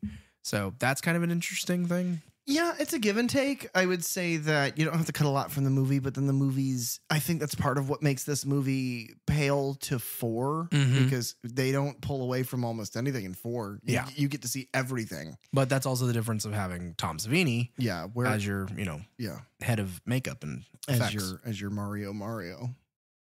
Yeah. He looks so much like Mario, the plumber. The It's a Me. That's what Tom Savini looks like. Yeah. Big mustache, obviously Italian. Wears red, looks good in red. Coveralls, M on his hat. Sliding down pipes. The M on his hat stands for Tom. That's good. That's not really good. Camp Blood is where we're kind of next. We're back at the camp with Megan, Sissy, and Paula. They're talking to the girls. Court is the guy. He's taken the boys out and they're doing, Boy Scout stuff. This is where we get the start of our like kid kind of jokes. Yeah. Because one of the kids, there's like this duo of boys there. And it's like one of them says to the other, if this is as exciting as it gets, then we're in trouble, dude. And then they hard cut to Jason like walking with the bloody machete. So again, I think there's several of these little like editing jokes that happen throughout the movie, which don't bother me as much as like stupid one-liners. Yeah. No, that's fair. Eventually the kids fall asleep that night. There's several like kind of in jokes or things that are happening there. There's like a girl who's shown reading John Paul Sartre's No Exit. And little things like that. But Sissy and Paula are in their cabin then, and they're playing a game that Sissy seems to be making up on the spot called Camp Blood. It's a card game. But they hear a scream from the kids' cabin. And so whenever they go to investigate in the girls' cabin, it's Nancy, who's a little girl who says she saw a monster. And they comfort her, put her back to bed. Nancy, obviously, I mean, you have to assume is a reference to the character from Nightmare on Elm Street. Has to be, yeah. Whether or not that's true, I have no idea. No. It has to be. We're right. You heard it here, folks. We're basically detectives that figure out what people meant when they say things in these movies. And we figured it out. Case closed. For the next bit, we'll kind of... It's not as coupley in this one. You don't have like, here is a couple, here is a couple, here is a couple. But our next It's more scene, like these are friends, but then you do have the one couple. Yeah, and that's Court, and Nikki is the name of the girl he's having sex with in the RV. Okay, so I want to clarify. They're not having sex. They are mashing their pants together. It is so fucking strange. And I get it. You want to get past the MPA. I understand that you don't want to have to deal with cutting your film apart, and that the last film was basically a porn. So a porno? It doesn't matter. It was pornographic. And you've got this woman who's fully clothed, straddling this young man who's got like a denim shirt, like a button down, but it is pulled up so that you just see his nipples. Yeah. He's got his neenies out. He's flashing her with his headlights. Yeah.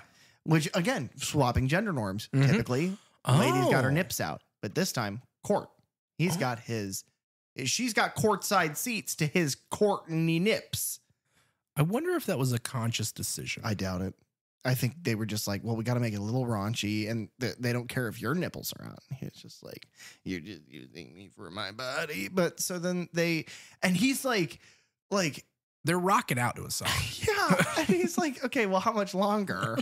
Like, first of all, ladies, if your man ever asks, while you are enjoying yourself, if you're on top and you're enjoying yourself, and your man ever looks at you and goes, okay, well, how much longer? Leave that man. That is not a good man. You deserve your pleasure too. Everybody deserves their bliss. And she just wanted 10 more minutes till the end of this song. And he's like, okay. And it's like so bizarre how they are like not syncopated here. Yeah. It's a little like he plays a little bit. He being the director plays a little bit with like that again with the gender norms thing. Cause I'm now piecing it together. The couple that were having the midnight picnic, they were also kind of playing with that as well. Cause they were doing like, they're drinking wine and the guy is talking like, oh, well, I don't want you to think that that's the only reason I invited you out here. Yeah. And she's like kind of unbuttoning his shirt and like kissing his neck and stuff. And he's just like, oh, but you know, it's so late. I'm just so tired. No, my back is sore. And, oh, all right. And then they roll over to like have sex. But it's that coy thing of like the man is, you know, saying he doesn't want it. He's the one that can't say, he's the one that can't stay. And she's saying it's cold outside. Right. Right. So yeah, that's a little like through line through a lot of this movie that like you don't really think about in the moment, but as we break it down, it really kind of makes sense. We see Jason kind of milling about in the area around it. Like he's just walking and then he sees the RV shaking and he just turns and heads that direction. It's like murder. And he's walking that way. And he like unplugs the RV. Yeah, because he is a moldering, chattering skeletal corpse. He can do some wiring. That's why he's wearing the electrical belt. Oh. He was reincarnated as an electrician. But and the power goes out and they're like, oh, weird. Let's go check that out. And so they walk around the RV and they think they see things. It amounts to nothing. So they go back into the RV and it's a nice little fake out. He tries to start the RV, but it won't start. And he's like, oh, this can't be fucking happening. And it's like the fake out with Jason in the beginning where she's like, you know, I know not to fuck with guys in horror masks or, you know, spooky masks. Yeah. He's like, oh my God, this can't be happening. And it sets up the horror movie trope. And then she's just like, dummy, you have it on external power. You need to switch it to the battery. And he's like, oh, word. And he switches it and then it starts up. And then two things happen in tandem. The first thing is an unintentional callback to Friday the 13th Part 3, which is something that I made a joke about earlier in the episode, which is he is doing the Friday the 13th don't know what to use for dialogue thing. Yeah, just talking out loud about nothing. He's like, man, this thing is fun to drive. Yeah, let's crank some tunes. Man, I'm having a lot of fun. And it's like, those are the lines he's delivering. No one talks like that. Right. No one talks like that. And then he's like, babe, are you hearing me? Because apparently he's saying all of this stuff to her. Yeah. Like, I'm having so much fun driving this RV. Yeah. And what would she say there? Like, great. Like, I agree. I also like driving the RV. My turn to drive the RV. And he'd be like, no, you just want me for my nips. But then at the same time, Jason has emerged from the bathroom. Now, another thing that is funny to me to think about is that the RV is like bouncing around like tree roots and shit. He is speeding. Yeah, he's down going this road super fast. And so as he's driving and it's bouncing around, she is like getting her ass kicked. She's like slamming into the walls and like she at one point there's like a backflip. Yeah, it's kind of a good bit of like physical humor there. Yeah, that I'm fine with. Yeah. But then Jason like kind of tears himself out of the bathroom and grabs her and yanks her into the bathroom. But like, is he also just like, oh, fuck? And, like, the moment before that, around. He's got toilet water all over him. He's like, I've got maggots in my brain, but this is disgusting. Someone didn't flush. But anyway, he grabs her and they struggle for a bit. And the whole time he's just like, yeah, I love this thing. You guys, I wish you guys could see me. I'm doing like a little stupid little dance. He's just pumping his arms. Yeah, the pumpy arm dance. But eventually Jason has grabbed her and they struggle for a bit.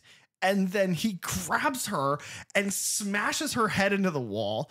And from the other side of that wall, which I assume is the outside of the RV from kind of where it's positioned, but her one of those things, the little toys that had all the nails in it that you could put your face against. Yeah, you'd get it like Spencer's. Yeah, he does that to her using the RV, and it makes this amazing. The sound design is so great. It makes this amazing like metal tray crunchy crinkly sound as her face is like smashed into, like a relief is smashed into the side of the RV. So she's immediately dead. Like he's smashed her brains into the fucking wall of this thing. And then, you know, Nathan had kind of resonated this in our original conversation about this. He walks out and he's kind of walking towards Cord.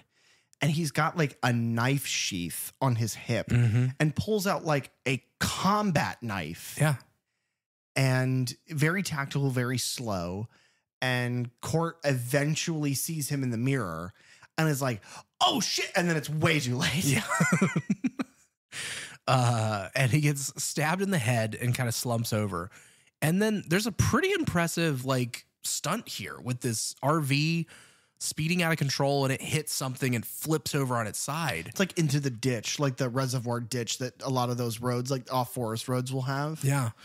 And it bursts into flames. And then Jason crawls out and stands on top of it in like one of the coolest shots in the whole movie. A movie film critic that we both like, Jay Bauman, said that this movie is kind of the first movie in this franchise that treats Jason like the star. In the beginning, you have his mask. He dons that mask and they linger on that for a moment, and he turns to show you that he's got it and Jason's back.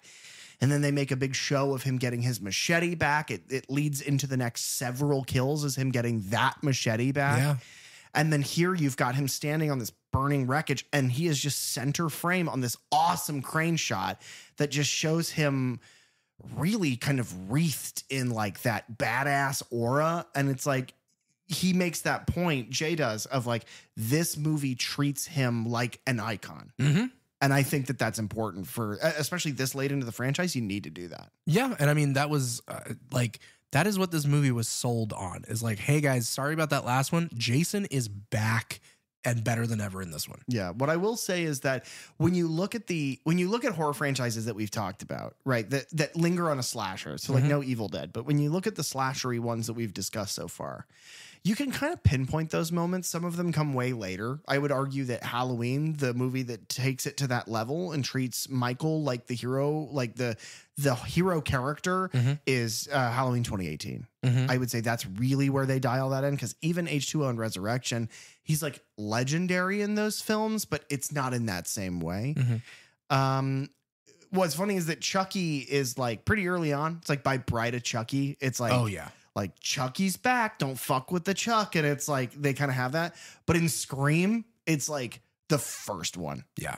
They treat Ghostface, like when he is on the screen, they treat it so importantly and with such gravitas, and those reveals are such big deals that like, yeah, Ghostface is the legend of those movies from the first movie. No, that's a good point. But I wonder if that has to do with this movie. Probably. It definitely has to do with it coming after all these other franchises that kind of run their course. And so it's you know, making a commentary on that of like, the reason we go to see these slasher movies after a while is to see the killer. Yeah. You know, we don't give a fuck about you anymore, we Sydney. can't keep track of every Tina that's in these movies. Yeah. Sydney, your actress, Neve Campbell, retire. You came back out of retirement. You shouldn't have. Yeah, she's coming back. I know, she shouldn't have. I don't know. We'll see how this new Scream goes. This bus stunt was the final shot that they did for this entire movie, and that's because it was going to be this big, scary thing to try and do. And I don't mean like scary in like a horror movie kind of way, but like they really flipped a real RV. Yeah, well, and so the director was very worried about that. The other thing that benefits too is like if you save it to the end and it doesn't work, you've already got the rest of the movie. Okay, well, oh well. Yeah, you could write different ways of how those two died. Yeah, whatever. We're back at the sheriff's office. Megan and the sheriff are arguing, and they get a call about the missing counselors, and they use they've been killed using Jason's old MO. And the sheriff thinks that it's Tommy. This whole time, the sheriff just continues to believe that Tommy is the one that's actually killing people, trying to make people believe that Jason has come back. Which, fine as a plot point, because they've made it a point to show that the sheriff is like a bullheaded moron. Yeah. So him thinking something stupid is beneficial to the character and beneficial to the plot because, all cauliflowers are broccolis. Yeah, that's what we said. Something like that. And then he leaves to go check on those bodies with the other cops. And that leaves Megan alone in the sheriff's office where she gets a call, and it happens to be Tommy, who's calling to warn them again about Jason. Yeah. But Tommy believes that Jason is going to head back to the camp. And he's right. Yeah. And he and Megan kind of strike up this plan that she's going to come and get him from where he is. He's at a general store, Karloff's General Merchandise, which is obviously it's a little play on Boris Karloff, who played Frankenstein's monster, wherein this entire movie gains its inspiration. Yeah. I like that. Yeah. That's fine to me. I like those little things. And those, again, there's a couple in this movie. They mentioned like a Cunningham County, and a Carpenter County and a Cunningham Road or something like that. Yeah. And so that's something that then would lead to those same sorts of name references being made in the Scream franchise. We talked a bunch about that in all those movies. Yeah. Those are the craziest of them. And Megan goes and picks him up, and we don't really need to cover a whole lot here. They're speeding around, and they run from the cops for a while, and they end up at another roadblock where her dad, the sheriff, is like stopped them with a shotgun, and they take them again back to the sheriff's office.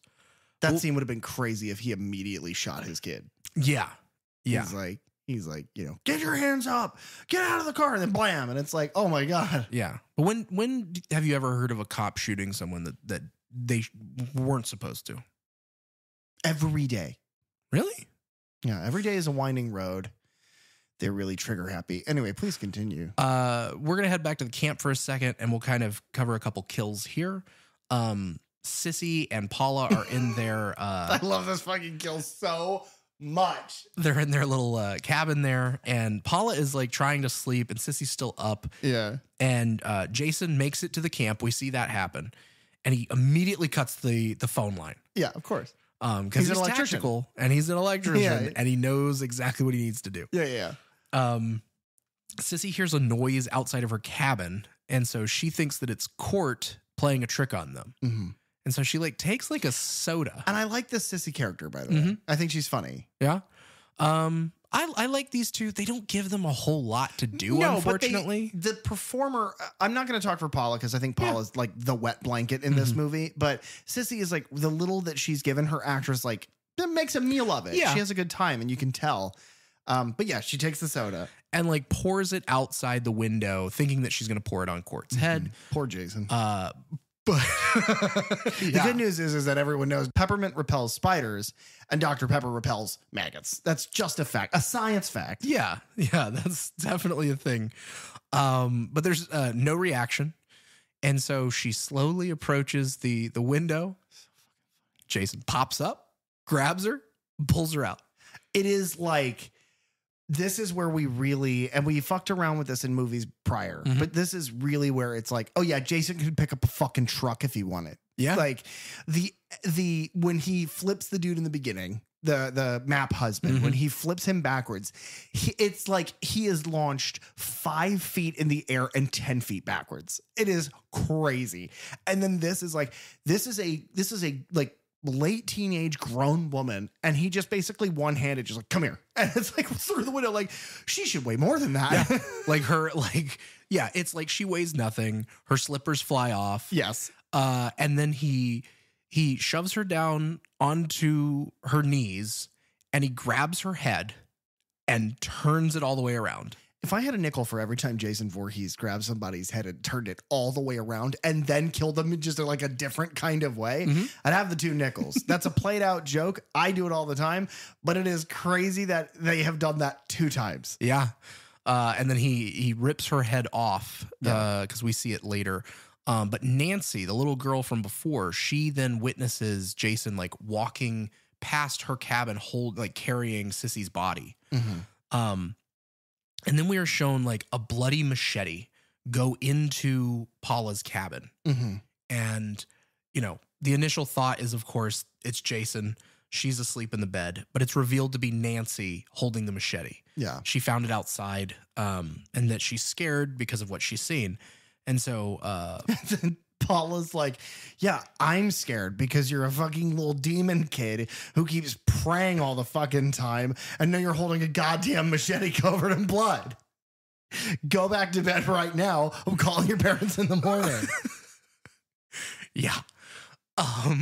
But they leave the machete there, and they end up heading out to try and find Sissy and Court because Paula believes that they are now trying to scare them. Yes. And Jason watches them as they leave, and they end up back at the girls' cabin, and Paula like tucks Nancy back into bed, and she kind of explains like there's been times in the past where like I've been scared of things, and what I do is I pray, and then it makes the bad things go away.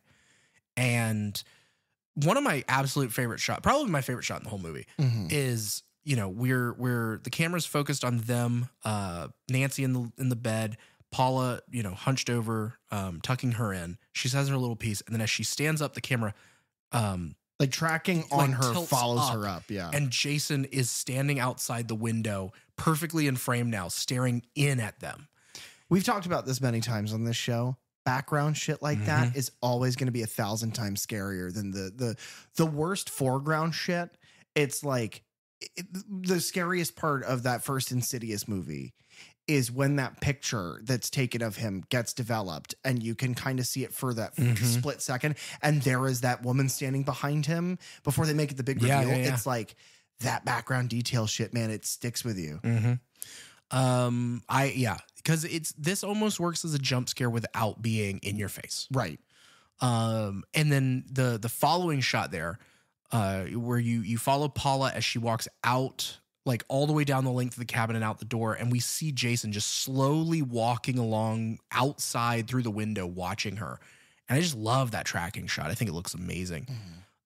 She makes it back to her cabin, and that's where she notices that the machete that they left there is gone.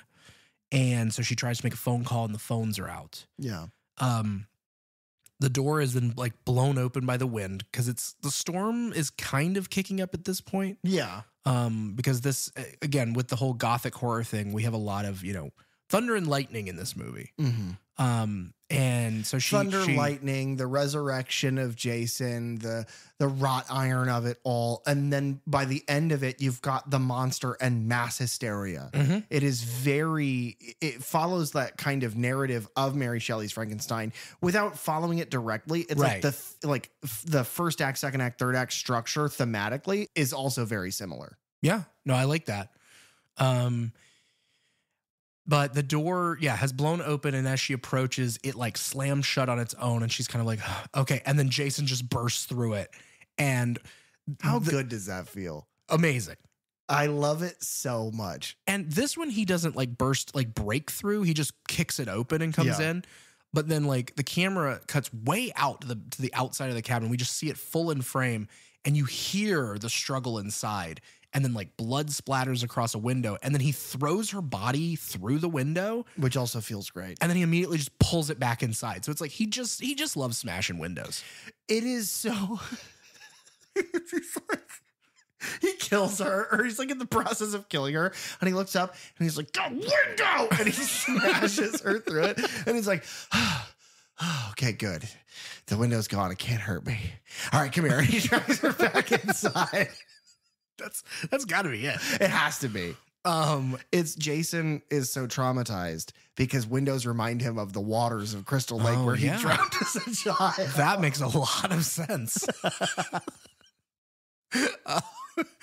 I love that, like, we don't see the struggle inside. Like, we are left because we do end up seeing what the cabin looks like after, and it is just covered in blood. You know what's funny? We have talked kind of about this in this episode.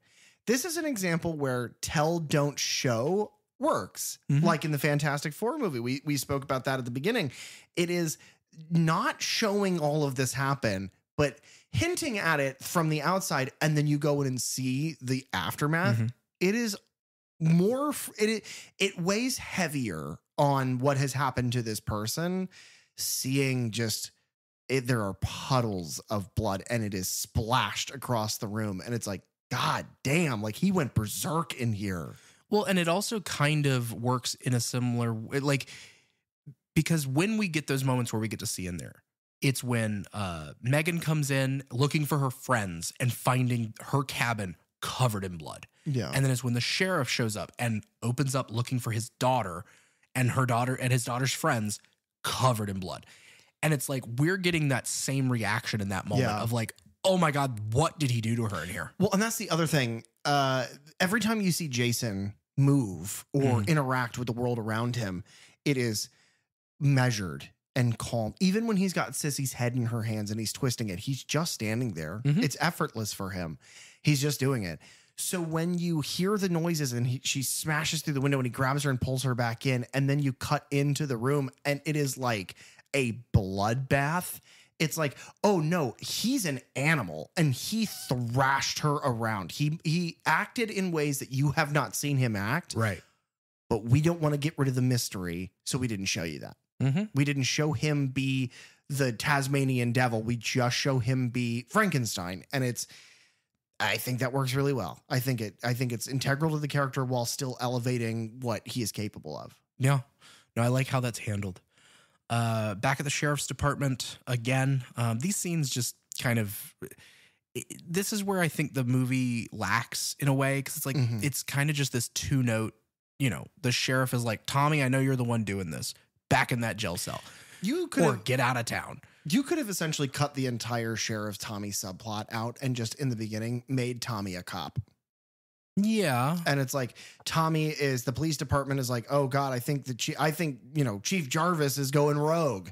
And Tommy's like, I have to make sure, and sets all this in motion. So he is trying to convince the police force that Jason is back, but they don't believe him. Maybe they eventually put him behind bars, but you wouldn't have to keep going, well, Tommy's in jail and then he gets out and then he goes put back in jail and then he gets out and then back in jail. You wouldn't have to do any of that. If they spend time in the precinct at that point, that would make sense. Because the only thing it really serves is to keep Tommy away from the camp as long as possible. Yeah, which or just cut him out of the movie entirely and make it the sheriff's daughter. Because this is the part of the movie this is the B plot of the film that I don't care about. I would rather just, with zero character input at all, I would rather just watch Jason fucking walk around from cabin to cabin, from home to home throughout all of Crystal Lake and just fucking cut people apart. Yeah. Well, and it's funny that you refer to that as the B plot, because then it's like, okay, well then what is the A plot? And it's just us watching Jason go from place to place and kill people. I know that the A plot of the film is Tommy. I understand that. Right. But to me, it's, well, that's not interesting and I don't care. Like, that's where the movie suffers for me, is they pad out those moments with the kills that Jason, commits that don't make a lot of sense. And the juvenile bits and whatnot are there to pad out a really poorly conceived storyline, which is Tommy has no reason to have done what he did in the beginning. Tommy has no reason to be doing what he's doing. The sheriff's reaction makes zero fucking sense. You have this scene where basically the cop's lieutenant is there to like babysit. Yeah. And he's like, don't let him out of your sight. And then the daughter is like, hey, big spender, and like walks up to the bars. They come up with like this dumb plan to try and trick the lieutenant into coming over so that they can break him out. It's like, okay, Tommy, you insult me and I'll walk up and I'll insult you. And then we'll fucking make out hard. Yeah. And then he'll get really mad and he'll come over and then you grab him and we'll take the keys and knock him out and throw him in the cell. But they do all that silently. And then they do end up just like making out in the strangest way through the cell bars. Yeah. What you miss is that there's a deleted scene where he's driving and, he's in her car and he's driving. Or no, she's driving and he's sitting in the car. And she's like, okay, so what happens if they catch us and we go back to jail? And he's like, okay, here's the plan. And he goes through all of it. And she's like, that is so fucking stupid, but you were so goddamn hot. And he's like, yeah. And that's the movie. So do you think that he did what he did so he could get thrown back in so that he would have to kiss her? No, he doesn't give a fuck about kissing her. He just wants to murder Jason. Oh, okay. He wants to murder Jason as much as Jason wants to murder every person he sees. It was good. Yep. But yeah, they end up getting out and driving to the camp. Mm-hmm. But we're back with Jason, our A plot, where Jason is going into the kids' cabin, and he's in the girls' cabin. He sees Nancy, and this is where like she prays, and she closes her eyes, and then whenever she opens them, he's gone. But the reason that he's gone is because he has now heard the cops pull up outside. So the sheriff and his 2 deputies have made it to the camp as well. But what happens in between that is a really beautiful moment where she prays and the camera pans up and Jason's gone. And then the camera kind of spins around like an old Batman scene transition, like, but it doesn't play that noise. It plays like Amazing Grace. And the camera pushes in on the guy who played Tommy in the last movie. And he does the thing like from that commercial where he turns to the camera and he's got a single tear tracing down. And he just goes, Jesus Christ. And then it cuts back to what you're describing now. Yeah. Yeah, that's my least favorite part of the movie. That's weird. Yeah. It's weird that they did that.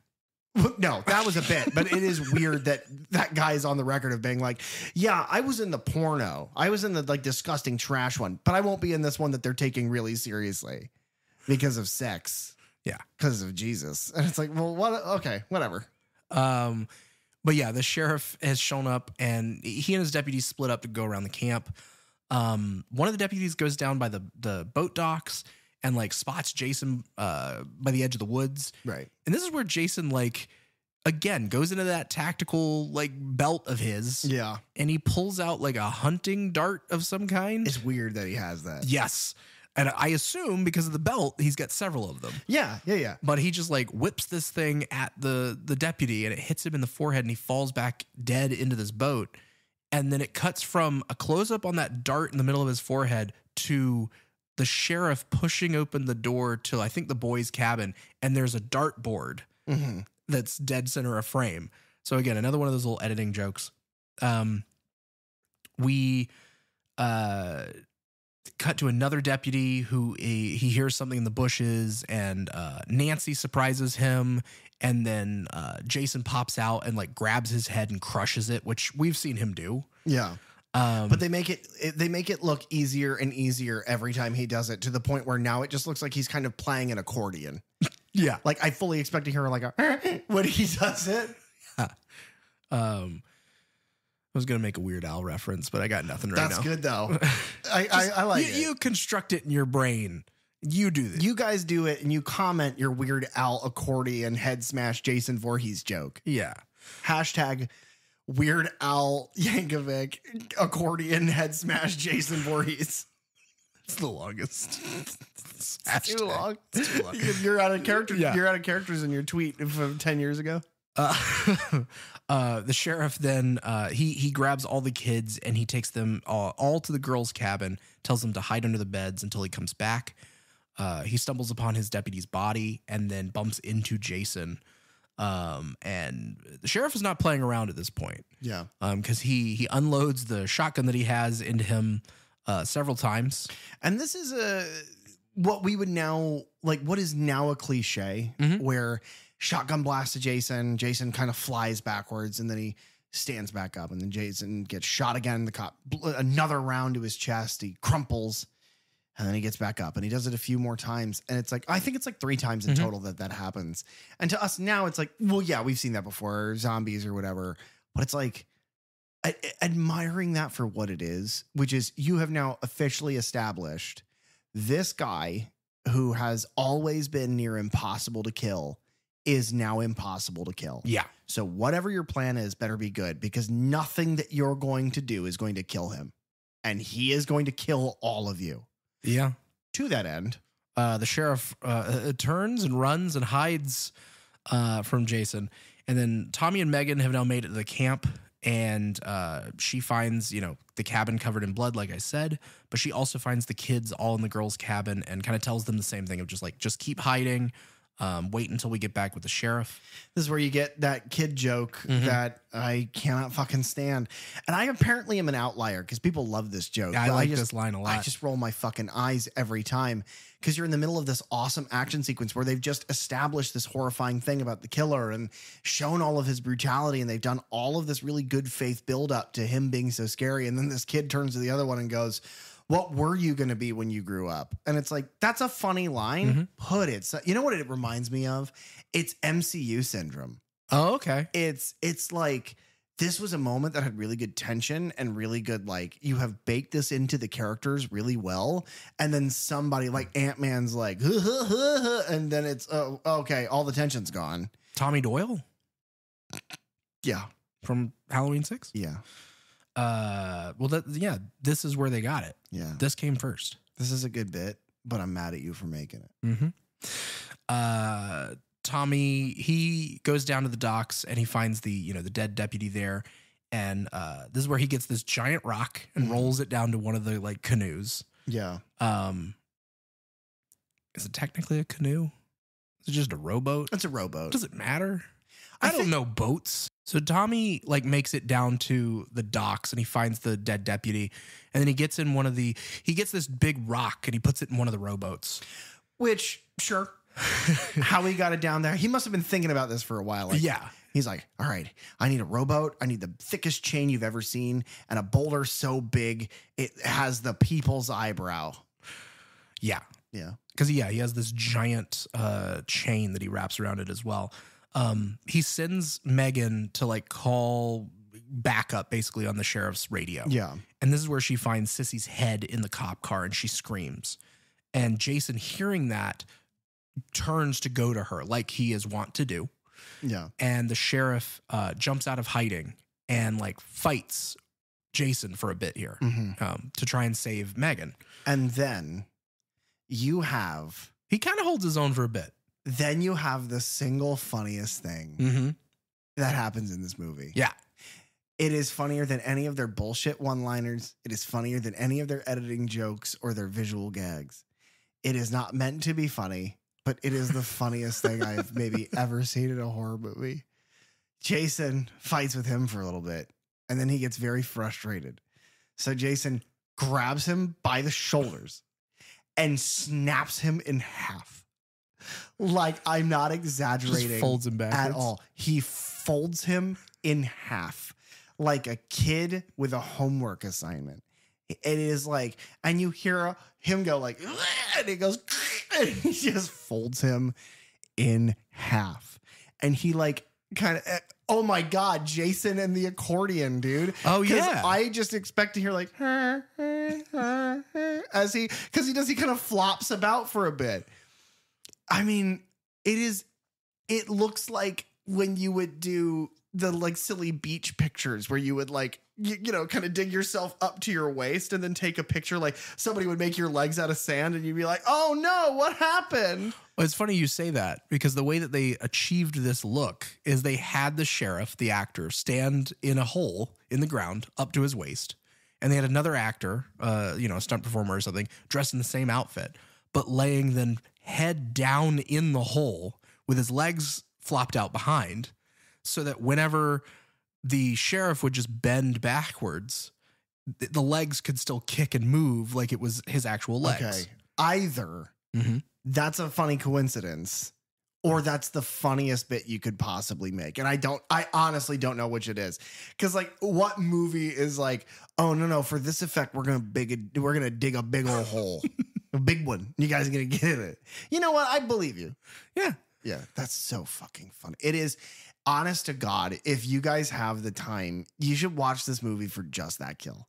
It is startling because it comes out of nowhere and it's really horrific. Yeah. To like think of the thoughts going through his mind as he gets literally folded in half. But it's just like, it's like, Jason's like, all right, done with that one. On to the next one. And he's like, I'm getting good at this. I yanked that chick's head off. I folded this cop. I'm good at this. I threw that dart. If only I could get paid. to kill people. If you're good at something, never do it for free. That's true. Da Joker. Tommy goes out into the middle of the lake with, in the boat. Yeah. And he tells Megan to go back to the kids' cabin. Now, as he says that, I feel like this is another one of those editing jokes because he's like, go back to the kids' cabin. And then Jason immediately is shown bursting through the door of the kids' cabin. And they also run screaming to the other end of the cabin. And then as Megan approaches it from the outside, she's like calling, back to Tommy. And Jason hears her and then turns and then walks through the wall to get to her. It's amazing. Yeah. Jason hates 3 things. Jason hates walls, like windowed walls. Yeah. He hates doors, and he hates every human being. Wow. Those are his least favorite things. It is like, when you get into like a chore chain or whatever, and it's like, oh, like we got to move all these boxes out of the truck. So you stand here and it's all the way into the house and I'm going to hand it and we're going to hand it off. That's what they're doing with Jason at this point. It's like, you get Jason's attention from over there and then I'll get his attention from you. Again, it's unspoken, but these two have kissed plans into each other's mouths a dozen times. That's a good point. But yeah, Jason's going after her. And then Tommy from the boat is like, Jason, it's me, remember? Jason, it's me. Which, by the way, why the fuck would he remember Tommy Jarvis? You look nothing like you did. Because remember... He doesn't look like Corey Feldman. Right. And remember, Tommy... From the other Tommy, the evangelical angel Thomas, he was St. Thomas. He did not meet Jason. That was Roy. Right. So the last time Jason saw Tommy, he was Corey Feldman. Yeah. He is now very tall. He is 30 years old and blonde. And he doesn't have the giant comical glasses. Yeah, he's not wearing the glasses at all. So how would he know? Yeah. But so he's like, you want me, don't you, Jason? You're here for me. And I just want, if Jason were ever to deliver a spoken line, it should have been right there. And he should have said exactly what Thanos says to the Scarlet Witch in Avengers Endgame. I don't even know who you are. I have no idea. But Jason, being a professional, consummate professional, turns and goes, okay, well, you're being louder. I'm going to fucking kill you first. And he walks. And now you and I have had this conversation a few times now talking about Jason. His walking to the shore of the water and just vanishing into it. Yeah. Just walking. I love the look of that. It is horrifying. Yes. There are no bubbles. There is hardly a ripple. I don't know how they got this shot, but he just disappears into the water. And you mentioned when we talked about this in the void of our episode that never will be released to the public, because actually I think I deleted it because we just couldn't use it. But you bring up, like, does he just walk on the bottom? And I hadn't thought of that before, but the visual of his like boots, like tearing the like that pluffy kind of ground mud just up into a trail of dirt behind him as he walks the bottom of Crystal Lake.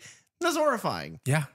Tommy's like 3D chess and is like, nah, fuck that. And he pours gasoline that's gasoline from earlier, by the way. He has been carrying that jerry can of gasoline from the beginning to now, because you never know when you're going to need it in the wasteland. That's true. And then he does some spray paint in his mouth and he screams, "Witness me." He pours the gasoline in a circle around the boat and he lights it ablaze. And he's like, all right, perfect. Jason can't get me now. And then Jason just smashes through the bottom of the rowboat. like you idiot, you made a target for him. Yeah, Jason pops up and they struggle for a bit. He's been shown to be very good at darts too, so you should never put yourself in the center of a circle when Jason's involved. Absolutely not. I love it because Jason, like, he catches on fire at one point and then he jumps up and like smashes and the boat just like separates in two. Yeah. And that's when Tommy finally can like slip the noose of a chain that he has made that is connected to this rock. This leads to, I think, the most important visual in the series. More than anything else. I think the most important visual in the series, more than the hockey mask, more than, the machete, it is as he sinks, the rock is like wrapped around his neck like a tie almost. And the boulder hits the bottom and he is dragged down and he kind of struggles for a bit. And then on the floor of this body of water next to him is the original Welcome to Camp Crystal Lake sign. Yeah, but then like spray painted on that in red is Camp Blood that someone has, graffitied. And so now next to him, and it's like ethereal light because it seems to be coming from like the dock. So he is spotlit, hanged upside down essentially in this water. It's just like the perfect, like if the series had ended here, perfect. Yeah. Like that would have been perfect. And it is an image that we come back to in the next couple movies as well. Yeah, that kind of becomes the theme for the next couple. Spoilers, but that kind of becomes the theme where the movie ends and they're like, throw him back down there. Quick, get him back down there. But yeah, this was Tommy's plan, because this is Tommy, like we mentioned earlier, is like, I think we have to take Jason back to where his like he originally died, or he was supposed to die. And so that was the bottom of the lake. Now there is a seventh one of these, I understand. And in that seventh, is there no Jason? No, there is. So his plan simply does not work. Yeah. Okay. Also, we don't see Tommy Jarvis anymore after this. Ever again. You know why? He went to therapy. Oh. He worked on himself. He did a lot of good things. And then he was killed by Leatherface. Oh my God. Because he had moved across the country to get away He's trying to get away. Oh my God. Leatherface chopped him up. Yeah, you don't go on vacation in Texas. Wouldn't that be sad? That's like the stingray killing Steve Irwin instead of the crocodile. It's like you didn't deserve that, stingray. It's like, come on, Leatherface. You shouldn't be able to kill Tommy Jarvis. Yeah. Because try as he might, Jason like strangles Tommy under the water here, and Tommy seemingly drowns. Yeah. Megan comes out and tries to drag Tommy back to shore. But Jason like grabs her by the ankle, and it's very kind of another Universal horror like monster movie, Creature from the Black Lagoon. Yeah. Similar to that. Yeah, good pull, yeah. And there's a bit of a struggle there until she finally she starts the motor on this rowboat, on this boat that they had, and turns it to where it like cuts into Jason's like neck and face, and I mean just like awful gore just comes floating out onto the top of the water. Bunch of Dr. Pepper and maggots. But yeah. That's why the water's so dark. And eventually that stops Jason, and she swims back to shore, and she gives Tommy CPR, and he's still alive, and he kind of hauntedly stares at the lake and says, Jason, it's finally over, Jason's home. And we don't get much of an epilogue on this movie. Yeah. We just there's kind of similar to the original, where you get this shot where the camera just kind of zooms in onto the waters of Camp Crystal Lake. It's very still.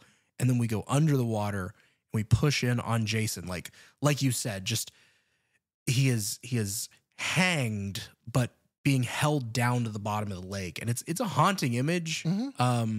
We push in on his still open eyeball. So he is still alive under there, which is its own. Yeah, you didn't give the man a magazine or a Sudoku. You gave him nothing to do. Now, granted, he cannot read. We have to assume. He does not know what numbers are. Right. Give him pictures of windows.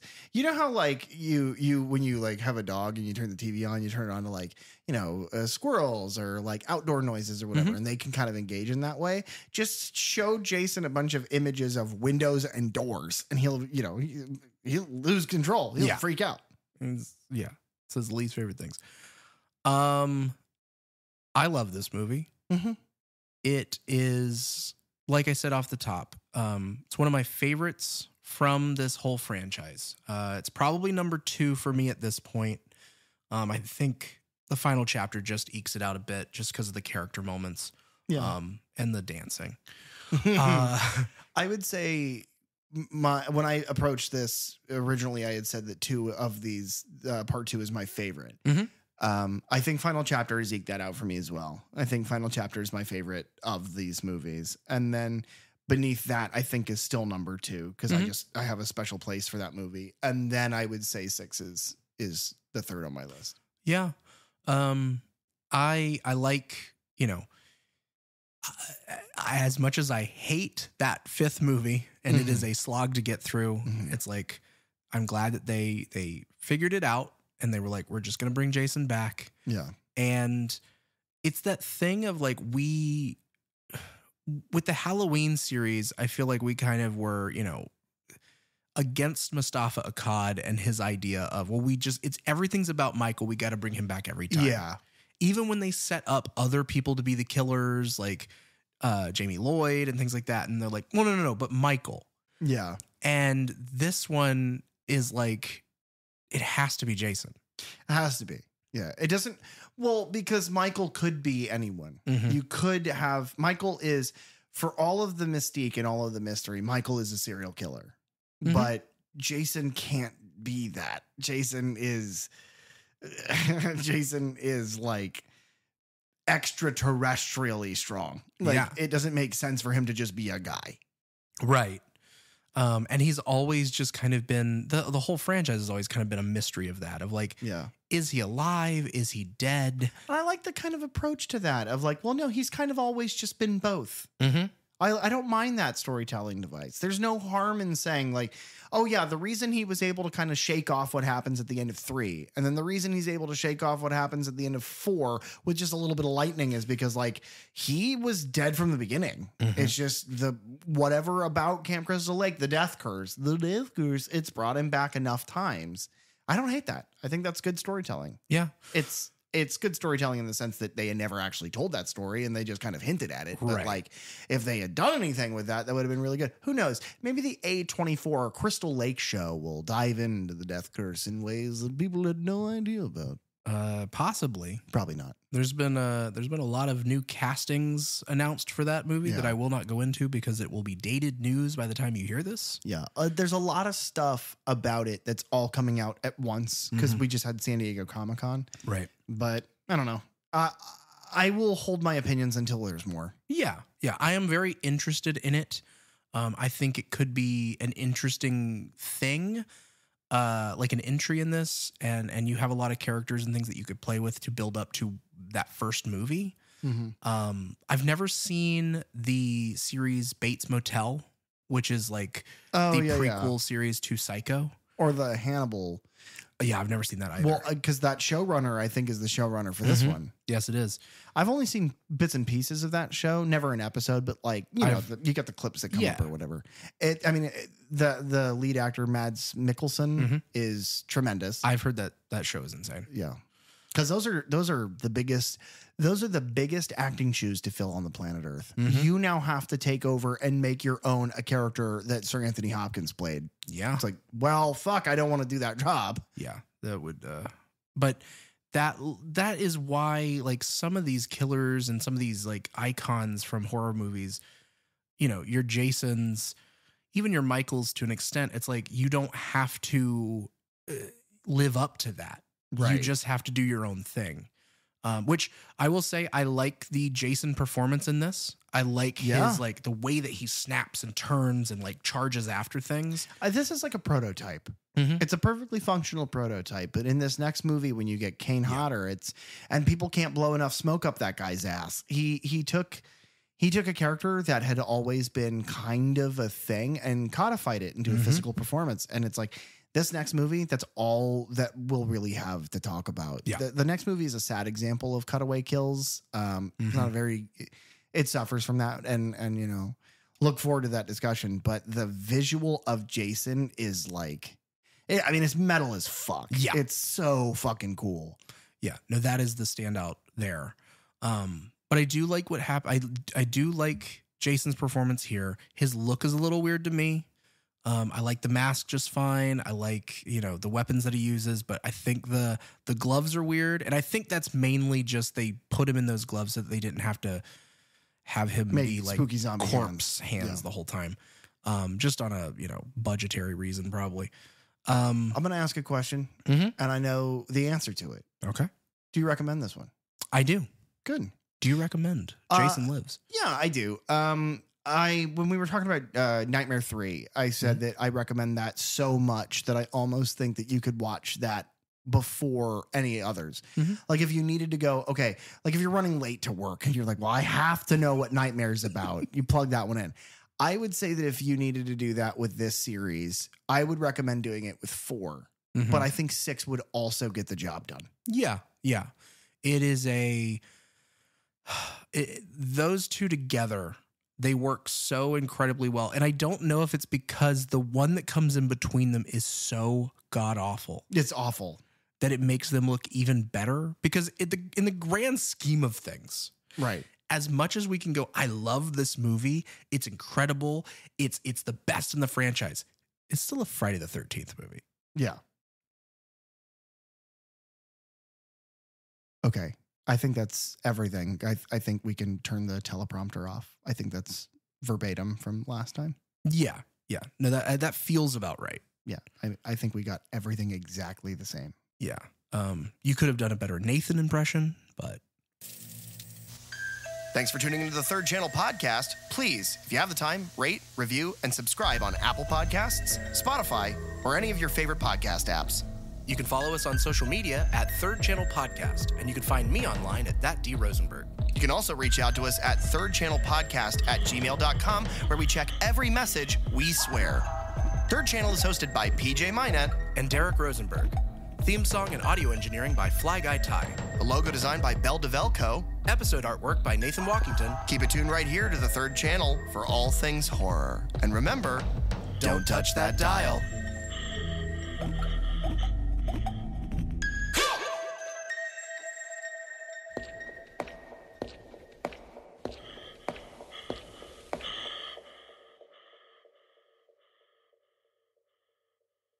Egg salad and eggs.